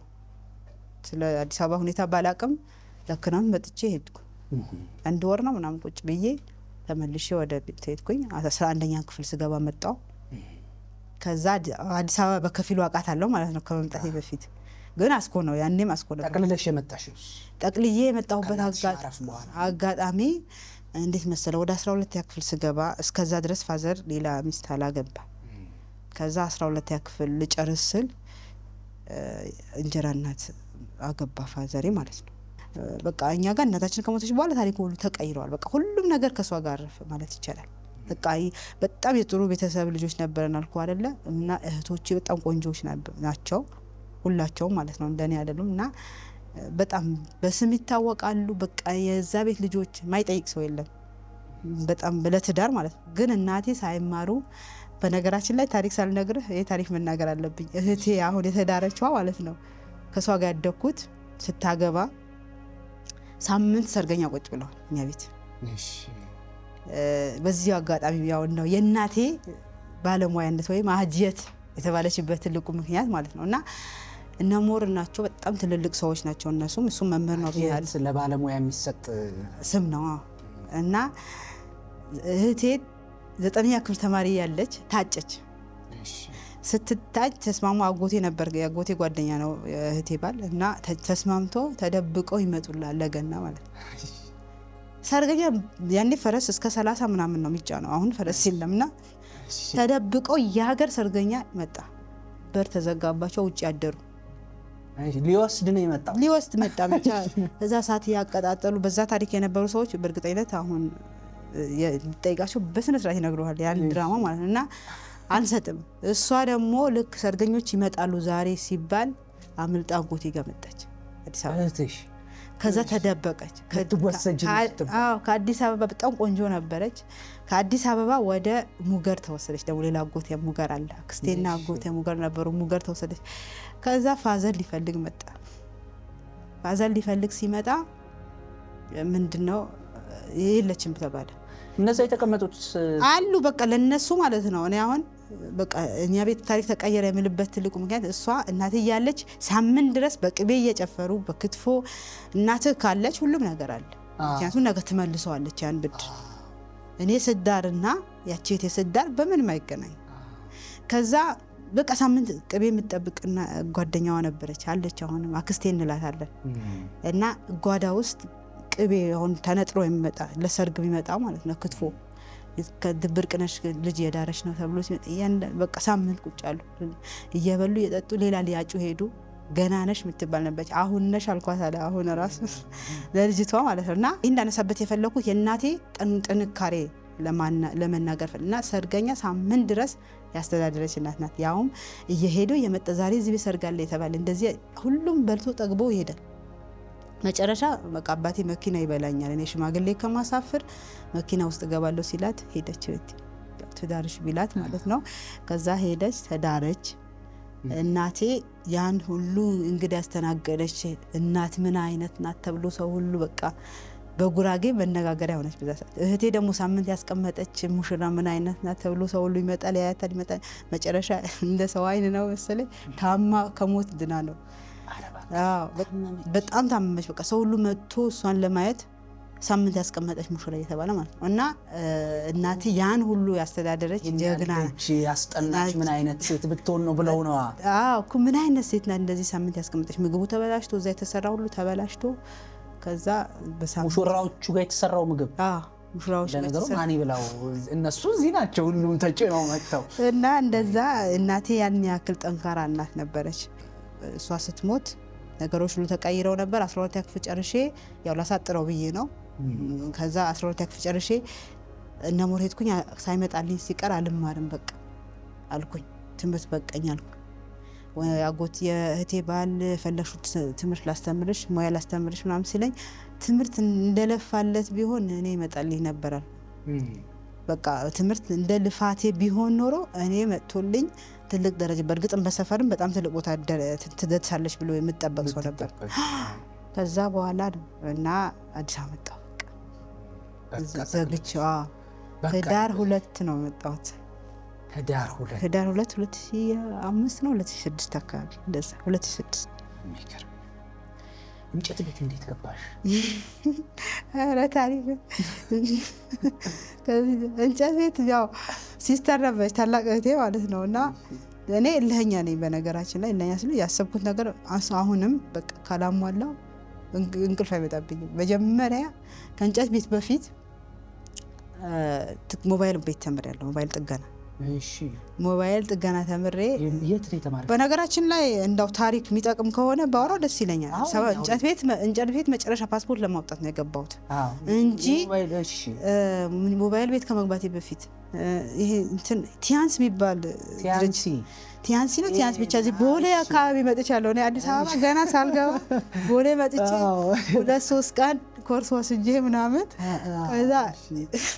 ከዛ መታወቂያ ፈለኩኝ። እኔ መታወቂያ ያስፈልጋል አሉ ለሱ ለማውጣት ቲያንስ ለመግባት። ከዛ አከራያችን በጣም ጥሩ ነበረች። ወንድሜ አከራይ ሳለቅስ ታይ ነበር። ልክ መጥቼ አለቅሳለሁ። በቃ ትምህርት ስላልመጣልኝ ነው ብዬ በቃ እምባዬን እጽፋለሁ። በነገራችን ላይ ያኔም ግጥም እጽፋለሁ፣ አነባለሁ፣ አለቅሳለሁ። እናቴ ስለሞተች ነው የሚል ነገር ማለት ነው። 12 ክፍል አልወጣም። በቃ ምስቅልቅሉ የእናቴ ሞት ነው። አሁን አንተ እናቴ ብትኖርም ያን ነገር ሊከሰት ይችላል። ግን በቃ ይሄ ሁሉ የእናቴ ሞት ነው። ታየኛለች አከራይዋ ሳለቅስ ማለት ነው። ከዛ ሳለቅስ ስታየኝ ምን ሆነሽ ነው ስትለኝ ሁሌ 12 ክፍል ስላልመጣላት ነው ጎበዝ ተማሪ ነበረች ትባል። ከዛ አንድ ቀን እንትን ስራ ተገኘልሽ ተብሎ ወንድሜ ደውሎልኝ እዛ ወንድሜ እውነት ጤነኛ ነገር መስሎት በቃ መታወቂያ ፈልጊያል። ከዛ ስራ አግኝታ ነበር መታወቂያ አጣሽ ስትባል ነው ያለች። ይዛ ሄዳ መታወቂያ አወጣች። ከዛ መታወቂያ አውጥታለኝ ከመታወቂያው ቲያንስ ሳያው ይሄ መገርማ ትክክል አይደለም 3500 ክፈይ ተባለ። አባል ለመሆን የሆነ ነገር ደረጃ ነበር። ከዛ በኋላ ተውኩት። እሱን ትቼ በቃ መንገድ ላይ የሄድኩኝ ማስታወቂያ ነበር የወንድሜ ሚስት ትንሱ ትለኝ። ትንሳኤ ማውዛኛ ትንሱ ነው የሚሉ ትንሱ ማስታወቂያ ክፍት የስራ ቦታ ትለኛለች። በጣም ከማንበብሽ ብዛት የተነሳ በቃ ልክ የሆነ ወረቀት ስታይ ትንሱ ማስታወቂያ ትለኛለች። ከዛ በኋላ እንደዛ እየፈለኩኝ ምንድነው ስማቸው ማዳበሪያ ፋብሪካ ገባ። መቀመጥ የሚባል ነገር በቃ አለቅሳለሁ ከተቀመጡ። በትምህርት እኔ አንድ ቀን በትምህርት ወድቄ ቤት እቀመጣለሁ ብዬ አስቤ አላውቅም። የጓደኞቼ መድረሳቸው ጓደኞቼ ትምህርት መማራቸው አሁን እኮ እነሱ የተማሩ ነው እላለሁ። አብዛኞቹ ጎበዝ ተማሪም ነበሩ። በቃ መጣላቸውም እኔ አልመጣልኝ። ያው እኔም የምጠበቅ ሰው ነበርኩኝ ግን ቀረኝ ነው። ከዛ እኔ ያን ነገር በቃ ስለማለቅስ ስራ ተስራ የሚል ነገር ነበር የሚያስበው። ትምህርት ደግሞ እልህ ያዘኝ።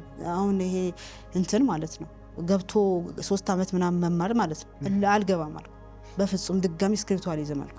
በሌላ ነገር እኔ ዋና ብር ማግኘቴ ነው። በሌላ ነገር አልሰራም እንዴ ብያቸው እምቢ አልኩኝ። ወንድሜም ተማሪ ስለኝ ቴባል ሲለምነኝ ተወዳዳሪ ሲባል ጓደኞቼ አሁን መምህራን ናቸው ተወዳድረው ያልመጣላቸው እነ ሞር የነበሩት ያልመጣላቸው ተወዳድረው ከነሱ ጋር እነ ሞር ተወዳዳሪ ሽንድብር ተወዳዳሪ ምንም እምቢ አልኩኝና መጣሁ።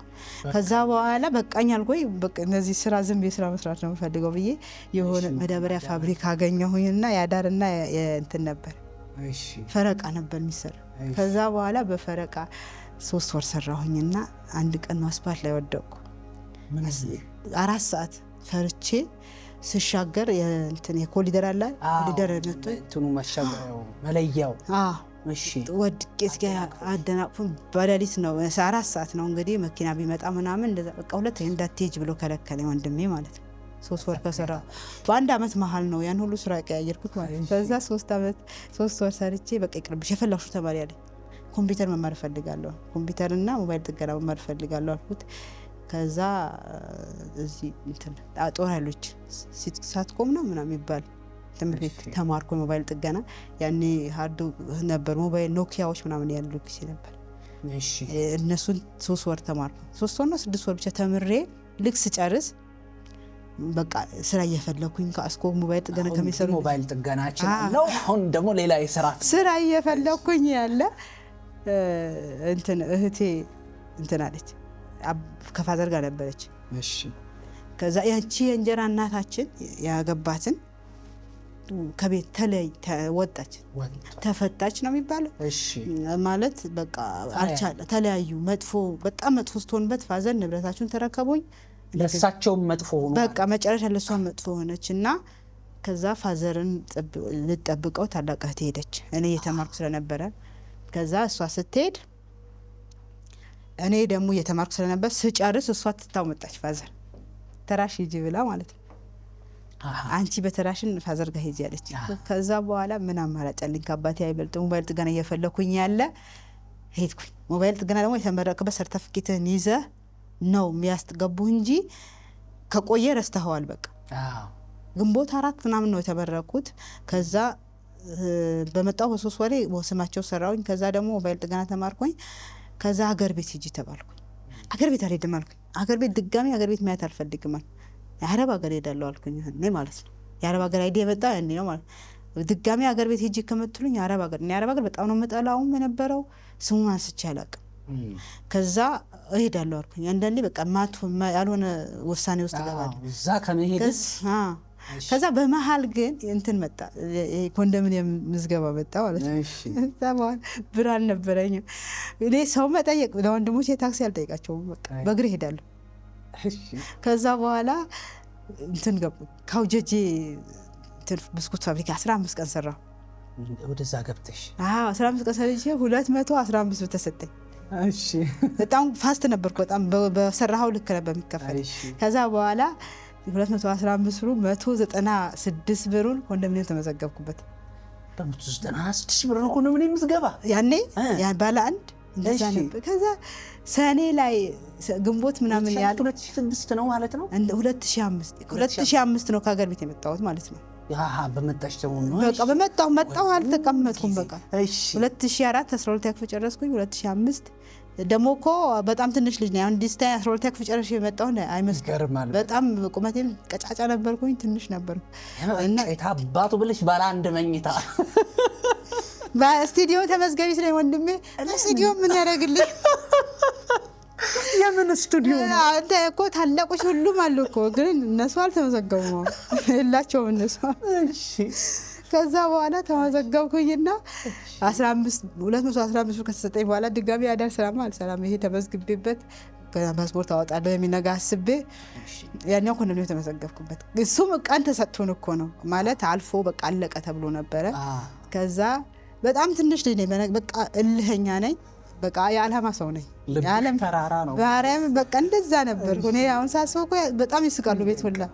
ከዛ እንደዛ ሆኖ እንትን አልኩኝ፣ ቁጭ አልኩኝ። ድጋሚ ሂጂ ተባልኩ። ሂጂ ተብዬ ተያዝኩ። በቃ አገር ቤት ካልሄድሽ ነበር እንደዛ ፓስፖርት ላወጣ ሄዳለሁ አልኩኝና ኢሚግሬሽን ሄድኩኝ። እሺ ኢሚግሬሽን ሲሄድ አገር ቤት ከመሄድ ብለሽ ኢሚግሬሽን ሲሄድ የእንትን ፓስፖርት የገጠር መታወቂያ አይቻልም ማለት። እሺ ከዛ አዲስ አበባ መታወቂያ ይዤ ድጋሚ ሲሄድ ለ3 ወር ቀጠሩኝ። ለ3 ወር ሲቀጥሩኝ ደግሞ መስከረም 2 ቀጠሩኝ። መስከረም 2 ተቀጠርኩኝ። ከዛ አገር ቤት በቃ ሄድኩ። ተስፋ ፋዘር ላይ መጨከር አልቻልኩም። አገር ቤት ሄድኩ ክረምት ላይ ማለት። ከዛ በኋላ ነው የጣትሽ አሻራ አልገኝም ያለበት አጋጣሚ ተፈጠረ? እሺ ከዛ በኋላ እሺ ንገሪ። አገር ቤት ሄድኩኝ። ከዛ በኋላ 3 ወር ከሱ ጋር ቁጭ አልኩ። አጋጣሚ ሆኖ እንግዲህ እንቁጣጣሽ ዛሬ ነው ነገ ነው ቀጠሮ አልደርስም። ተሰረዘ ያን ቀጠሮ ማለት ነው። ያን ቀጠሮ ተሰረዘና መስቀል አለፈ። ለፋዘር ሌላ ሚስት ፈልገን አገባና እኔ አዲስ አበባ መጣን። በቃ ሁላችንም መጣን አዲስ አበባ መስቀል አልፎ ማለት ነው። ከዛ ያኔ ብር ስጡኝ ላለ ማለት እህቴ መጀመሪያ እንጨት ቤት ሰራ ነበር። መስቀልሽን አሳልፈሽ ቃልሽን አይተሽ ፋዘር ሚስት በቃ ከዛ በቃ መጣን ሁላችን 2006 ይመስለኛልና መጣሁኝ። ልክ እንደመጣው ኮርስ ተመዘገብኩ። ከምንም በፊት ማለት ነው ብርጭቆ ማርያም ኮርስ ተመዘገብኩ። 1 አመቱ እንደባክረ ነው የቆጠርኩት። ከዛ በኋላ ዘንድሮ የሆነ ነገር መማር አለብኝ፣ ሰንበት ቤት ማገልገል አለብኝ ብያመንኩኝ ሰንበት ቤት ቀጥሬ በ2005 ዘመርኩኝ እንትን ላይ ከሰንበት ተማሪዎቹ ተግባብቻቸው ነበር። ግን የፓስፖርቱ ነገር እንዴት ሆነ? እንደመጣሽ አልሄድሽበት? አልሄድኩም። ለምን ብር የለኝም። 350 ብር ነበር ያኔ። አምጡ ቢባል ኬት አመጣለሁ ብለሽ ኬት አመጣለሁ ብዬ አልጠይቅም። ብጠይቅም አይሰጡኝ። አረብ ሀገር ለመሄድ አይሰጡኝ። እኔ ልጆቼ አረብ ሀገር የሚሄዱ ቀን በአውሮፕላኑ አልሄድ ይበላል ፋዘር። በቃ ይሄን ረገመንና ምንም ፓስፖርት ከዛ በኋላ አወጣሁኝ። እዛ ስንት ቀን እንደሰራው ባላቅም 375 ብር ሰርተሽ ፒያሳ ነበር የምሰራው። ሲስተር ነው ያላቀውም ሲስተር ጋር ትሰራለሽ አሁን እንዴስ ከኔው አልኳትና ገባ። እንጨት ይሄ እንደዚህ አይነት እንትኖች ብርጭቆ ሚዳስ እንትን ይባላል። ከዛ ስለዚህ እንጨት ቤቱን የገባሽው ከዛ መልስ በኋላ ከመስቀል በኋላ ማለት መስቀል መጣሁኝ። ከዛ በፊት እኮ ሄድኩኝ ኢሚግሬሽን። ወዲያው ግን በ3 ቀን የሚሰጥበት እንትን ተፈጠረ፣ ሁኔታ ተፈጠረ። በ3 ቀን ይሰጥ ነበር ብሩ ኬቲንግ። ከዛ ወዲያው ወጣሁኝና ተመዘገብኩኝ። ተመዝግቤ በ3 ቀን ነው የተባልኩ። ሲሄድ ፓስፖርት እጅ አሻራ ሰጥ ማለት እዛ እንጨት ቤቱን ሰርተሽ የተወሰነ ገንዘብ አግኝተሽ ነው የተመለስሽ? ወዲያው ነው በ15 ቀን ብዙ በሰራ ነበር የሚሰጥ። እሷ በሰራሽው ልክ ነው? በሰራ ልክ ነበር የሚሰጥ። በሰራ ነው ልክ ስለ አይጠበቅም። በሳምንትም ይሰጣል። ከዛ ወዲያውም ያው ስራውን ብዙ ፈልጌው አልነበረም። ሲስተርም ጊዜያዊ ስራ እስከፈልግ ብላ ብዙ እንትን አልነበረም። ከልጆቹ ጋር ተግባባ ነበር። ብላ ገብታ ትወጣ ነበር። ከዛ ብሩን ከስፋን የተረሳዩን አላቅም ሰጡኝና ወዲያው ተመዘገብኩ። ሲሄድ ከነገ ወዲያ ነው ያለችኝ። ተመዝግቤ ማለት ነው። በ3 ቀን ይደርስ ነበር። ከዛ ሲሄድ ጄኬት አሻራ ከዛ በፊት የሄድኩትን ሁለቴ ማለት ነው። አንዴ በገጠር መታወቂያ ሲሄድ አልመዘገብም አሉኝ። በአዲስ አበባ ተመዘገብኩኝ፣ ቀኑ አለፈብኝ። ከዛ ደግሞ መስቀል መጣሁኝ ድጋሚ ያን ሲሄድ ከነገ ወዲያ ላይ ተባልኩ። ከዛ እንደገና ደግሞ አሻራ ሳምንት በሎሚ አሽተሹ ምናምን ሳምንት ነው ያለች። እንዴ እኮ የሚገርም ነገር አሻራ እንዴ ነው የምታሸው በብርጭቆ ነው? የለም። ከዛ አንዴም ስንት ጊዜ ነው ተንከባከብኩት መልሼ ሄድኩኝና አልመጣመለች። የለም። ከዛ በሳምንት ነው በ15 ቀኑ ያኔ ደህና ነበር። ሰውም ቆሞ ነበር መሰለኝ አረብ ሀገር ለመሄድ እንትሩ ቆሞ ነበር መሰለኝ። ወረፋም ብዙም አልነበረም። እሄዳለሁ አግኝቼ እዛው ኢሚግሬሽን ነበር የሚጨርሱት። ፓስፖርቱን አገኘሽ? ከዛ መጨረሻ ደግሞ በስንት መከራ በ7 ነው 8 ከተመላለስኩ በኋላ አገኘሁት። ሳገኝ ደግሞ በቃ መቤቴ ምስክሬና ዛሬ ተቀበልኩኝ። በማግስቱ አዋሊያ የሚባል ቦታ አሁንም አለ ኢሚግሬሽኑ እንትን ቅርንጫፍ ማለት ልሄድ ስል አረብ ሀገር ላልተወሰነ ጊዜ ተዘጋ ተባለ። እንደው ግን እዚህ ላይ ላቁምሽና እንግዲህ ፓስፖርቱን በብዙ እንትን ውስጥ አገኘሽ። ፓስፖርቱን ካወጣሽ በኋላ ልክ ልትሄጂ ስትይ እንደ ዛሬ ተቀበለሽ እንደ ነገ ተከለከለ። ይሄ ሁሉ ገጠመኝ ሲፈጠር ሲከሰት እንደ አንድ ክርስቲያን እንደ አንድ አማኝ ሲታሰብ እግዚአብሔር አልፈቀደውም ይባላል። መቼስ አማኝ እንደዛ ነው የሚያስበው። ተደጋግሞ ሲሰናከልበት እንደው ባይፈቅድልኝ ነው ብሎ ይላል። አንቺ ግን ከዚህ ፍቃድ ውጪ በሆነ መልኩ አጥብቀሽ ለመሄድ እንደው ያመረረሽ ነገር ምንድነው? ያው በቃ መለወጥ የሚባል ነገር አለ። አረብ ሀገር ስትሄድ ብትለወጥ በእርግጥ ያልኮኛ ሰፈር የተማሩ ልጆች የሉ አብዛኞቹ አረብ ሀገር ሄደው ቤተሰርተው ለቤተሰቦቻቸው ምናምን እኛ ጋር ሁላችንም እዛ ሆነን የተቸገረ ኑሮ ባንኖርም በመጥፎ ቤትም ባንኖር መለወጥ ፈልግ ነበር። ይሄ የሰው እጅ ማየት ነገር አልወድም አልኩ። ትራንስፖርት ከወንድሞቼ ላልቀበል ብርጭቆ ማረሚያ የተማርኩኝ ወደ ቀራኒዮ በእግሬ መጣበት ቀን ነበር። እዚህ እንደማትለውጪ እርግጠኛ ሆነሻል ማለት? እርግጠኛ ሆኜ አይደለም ያስተሳሰብ ነው። አንደኛ ልጅነት አለ፣ በዛ ሰዓት ልጅነት አለ። መሰርተ መላው አሁን እኔ አረብ ሀገር ማንንም አልመክርም እስክታየው ነው ሁሉም ነገር። ገባኝ። ግን ያኔ በነበረሽ ሁኔታ በነበረኝ ሁኔታ በቃ ያኔ ከሀገር በወጣ የሚነገር አሰብኩኝና ማንም ሰው ሲመራው እንደዛ አይነት እርምጃ ነው የሚወስደው። ከዛ ግን እኔ መጀመሪያም እንዳልፈቀደው ልብ ያምናል። በነገራችን ላይ በምን በላይ መጀመሪያ የሄድኩኝ ቀን በ26 ነው የሄድኩት። አቡነ ሀብተ ማርያም ቀን ወደ ቃሌ አካባቢ ነው ብርጭቆ ማርያም አቡነ ሀብተ ማርያም እንትን የሚባለውና በሳቸውን ዛሬ አቡነ ሀብተ ማርያም ናቸው። አረብ ሀገር ለማየት ፈቃዳቸው ከሆነ ፓስፖርት ዛሬ ተሳክቶልኝ ልምጣ። ከወንድሜ ሚስት ነው የሄድኩት አልኩኝ። ግን ተመለሺ በገጠር የተመዘገቡ አልተሳካ። ያን ቀን በቃ ለምኜ ነበር አይደለ እንደ ክርስቲያን ወይም ደግሞ እንደ ጽናት ቢኖረኝ በቃ አልሆነም፣ እግዚአብሔር ፈቃድ አልሆነም ብዬ መተውችል ነበር። በቃ አልተውኩትም። ለምን እንደማልተውም አላውቅም። አንደኛ ሂጂ ገጠር ሂጂ ይባላለሁ። ገጠር ሂጂ ከምባል አረብ ሀገር እኔ እናቴ የሌለችበት ሰፈሩ በቃ በጣም ነው የምጠላው። እስካሁንም ያለኝ አመለካከት በጣም መጥፎ ነው። ምክንያቱም ብዙ ነገር ስላየሁኝ በእናቴ ሞት ምክንያት አንዳንዴ ሞት መጥፎ ነው፣ ቂም ያስይዛል። እኔ እንደ ክርስቲያን ልተው ቂሞቹን ትቻቸዋለሁ። ግን ሰፈሩን አይቀሰቅስ ልክ ሲሄድ አሁን እዚህ ጤነኛ ነኝ እንደምታየኝ እንዴ አሁን ይሄ አገር ቤት ብታይቀኝ እስካሁን እኔ አላወራህም እርግጠኛ ነኝ የምነግርህ ነገር ማለት እና ምክንያቱም ብዙ ትዝታዎች አሉ። የእናትህን ሁሉም ነገር በቃ የምታስታውሰው እዛ ስትሄድ ነው እና በልብህ ቢኖርም ግን በቃ እያንዳንዱ ነገር ቁጭ የሚል አንደኛ የጎረቤት እናታችሁ ሞት ይምጣባት ስትል የምትሰማው ነገር ያንተን ሆድ ይበጠብጣል።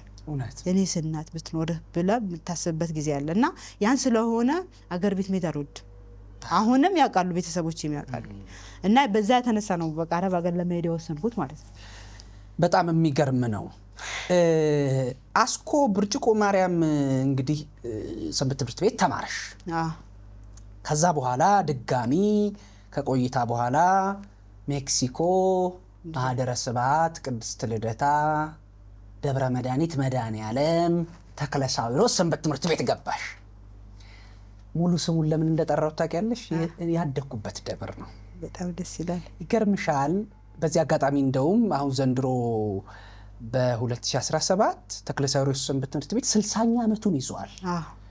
እና አክብረዋል። በዚህ አጋጣሚ እንኳን አደረሳችሁ ለማለትም እወዳለሁ። እንደው ግን ከአስኮ ድረስ ልደታ እንደ ያንቺ ነገር እኮ ምን ሲል አስገባሽ? በርግጥ የእውነት የኔ ነገር ማለት በጣም ያስቃቸው ሰዎች ነበሩ በዛ ሁኔታዎች ማለት በቃ አሁንም እብድ የሚሉኛሉ ማለት በጣም ፋስት ነኝ። አክስቴ ትገረም ነበር በጣም ማለት ነው። እሺ በእኔ ሁኔታ ጀመርኩ ነው መጨረስ ነው የምፈልገው አላማ ማድረስ ማለት ነው። ብዙ ሁኔታዎች የማይመቹ ሁኔታዎች ቢኖሩ እንኳን ለዓላማዬ ዓላማ ነው በቃ። አሁን እዚህ ስመጣ እንግዲህ ማጠባት ልጅ ትቻት ነው የምመጣው። አገር ቤት ትቻት እሄዳለሁ። 2 ቀን አገልግዬ እመጣለሁ። ምክንያቱም ዓላማ ይሄ የተጠራሁበት ዓላማ ነው ብዬ ስለማመን ለዓላማዬ ከበፊትም ዓላማዬ የሰንበት ትምህርት ቤት ቤተክርስቲያን ዓላማዬ ነበረ እና እንዴት ሆነ ያው ተከራይ ቤት የለውም ሰፈር የለውም እላለሁ እና ብዙ ጊዜ እንደዛ ነው የምለው። በመሀል አጋጣሚ ወንድሜ ብጭቆ የሚኖር የነበረው ቀራኒዮ መጣ። ተከራይ ነበር አይደል? ከዛ ቀራኒዮ ሲመጣ አንድ ወንድሜ ደግሞ አለ። እሱ ደግሞ ኮካ ነበር የሚኖረው። ኮካ ወደ አብነት አካባቢ። ከዛ የተነሳ ያኛው አግብቶ ነበረ ወደ ቀራኒዮ የመጣው። እኔ ደግሞ ያላገባው ጋር ልደታ የሚቀርበኝ ቦታ መጣው። ከልደታ ከኮካ እስከምጨርስ ማለት ነው 1 አመት 2006 ነው የገባሁት። አሁን ያኔ ስገባ ዝም ብዬ አይደለም የገባሁት። በነገራችን ላይ ስራ ጀምሬ ነው። በቃ ልክ ፓስፖርት አትሄጂም ሲባል እኔ የእግዚአብሔር ፍቃድ ነው አመንኩበት ያኔ ማለት ነው። ያኔ ፍቃዱ እንዳልሆነ በሙሉ ልቤ አመንኩኝና ለጊዜውም ቢሆን ተቀበልሽ። ብርጭቆ ለጊዜው ነው። አዎ ልክ ነው ለጊዜው። ከዛ በኋላ ሳይን ቀየር ከዛ በቃ ይሄ የእግዚአብሔር ፍቃድ ያቃሉ ከቤተሰቦች አወራለሁ። በነገራችን ላይ ይሄ የእግዚአብሔር ፍቃድ አይደለም በቃ እኔ አልሄድም አረብ አገር ብዬ አስቀመጥኩትና ፓስፖርቴን ተመዘገብኩ ኮርስ 1ኛ አመት ራባይ ቀዳ እኔ አሁን ከዚህ በፊት የተማርኩት ሰርቲፊኬት አምጪ ብለው አምጥቼ ግን የገጠር መሰረታዊ ትምህርቶች ናቸው የአገር ቤት። ከዚህ ግን ከቀዳማይ እስከ ራባይ ነው ያለው። ስለዚህ ቀዳማይ መማር ከቀዳማይ ጀምረሽ መማር አለብሽ አሉ ለማገልገል ማለት ነው። ከዛ እንደዛ ሲሉኝ ቀጥታ ገባሁኝና ስራ መፈለግ ጀመርኩ። ከእግዚአብሔር ጋር በጣም በቃ ግን እንትን አለኝ ቀረቤት አለኝ። ከዛ አሁን እግዚአብሔር የፈቀደውን ያደርግልኛል መጀመሪያ ስራ ትምህርቱን ልመዘገብ ብዬ ተመዘገብኩ። ሰንበት ትምህርት ቤት ልደታ ተመዘገብ። ያው ድጋሚ ልደታ አይደለም ብርጭቆ ድጋሚ ደግሞ ብርጭቆ ማርያም። እሺ ብርጭቆ 1 አመት ተምሬ ነው ልደታ የሄድኩት። እሺ ኦኬ እሺ። አይ ከመጣሽ በኋላ ያለውን እያወራሽልኝ መስሎኝ ነው። እሺ አይደለም። ከዛ ብርጭቆ ፋብሪካ እየተማርኩ ያለ እግዚአብሔር ሲያመቻችልኝ የቀበሌ ስራ አገኘሁ። ሸማቾች ገባ። ስራ አንቅም ምንም ይሁን ምንም ስራ ሰራለሁ። ከዛ ሸማቾች ገብቼ እየሰራው ቅዳሜ ከሰዓት ረፍት ነበርኩኝ። እሁድ አለ በቃ ኮርሴ ለራሱ እግዚአብሔር አመቻቸልኝ ለኮርሱ ማለት ኮርሱ ቅዳሜና እሁድ ነው የምማረው። ከዛ ቅዳሜ ከሰዓት ደግሞ ስራ የለም በቃ እየተማርኩ ያለ በመሃል ወንድሜ ቤት ቀይሮ ኮካ መጣ እንትን ቀራኒዮ መጣ። ቀራኒዮ ሲመጣ የኮካው ጋር መጥቼ ከኮካ ልደታ ብርጭቆ ማርያም የሄድኩኝ ኮርሱን ጨረስኩት። 1 አመት ብዙ መቼስ ማረፊያ ያጣም በየቦታው ፈተና ተፈትኜ ጨርሼ ከዛ መሸኛ ይዤ ልደታ መጣሁ። ልደታ እየተማርኩ ያለ 2007 አካባቢ ነው ስራ ጀመርኩኝ። እንትን ባልስትራ ቢባል እንትን መኪና መለዋወጫ እየሰራሁ ነበር። አማኑኤል አካባቢ እየሰራሁ እያለ ለምን ግን አማኑኤል አልገባሽም? ልደታ ለምን መረጠ? ጓደኛዬ ነበረች ልደታ መጣራ። እንደውም የኛ ጉራጌ ልጆች እንዳለ አማኑኤል ነው የሚማሩት። አማኑኤል ብዙ ልጆች አሁን እስከ ራባ የደረሱ የሚያገለግሉ አማኑኤል ነው ያሉት እኛ ልጆች ማለት ነው። እና እኔ ግን ጓደኛዬ ልደታ ስለነበረች ኤልሳ የምትባል ጓደኛ ነበረችኝ። መሸኛዬ ይዤ አንድም ከኮካ ይቀርባል ከሌላ ተቃራኒ እምነት ጋር መኖር ከብዳል፣ ግን ያጠነክረዋል። እኔ መሰረቴ ነው ብዬ አስባለሁ። አሁን አንዳንዴ ሌላ እምነት ሲኖሩን ሲከራከሩን ምናምን ምንጠላቸው ሰዎች አሉ። አንጥላቸው፣ ምክንያቱም ሃይማኖታችን እንድናቅ ያደርጉናል። እና በጣም ይከራከረኝ ነበር ምናምን እንደዚህ ማርያም አታማልድም እንደዚህ ይለኛል።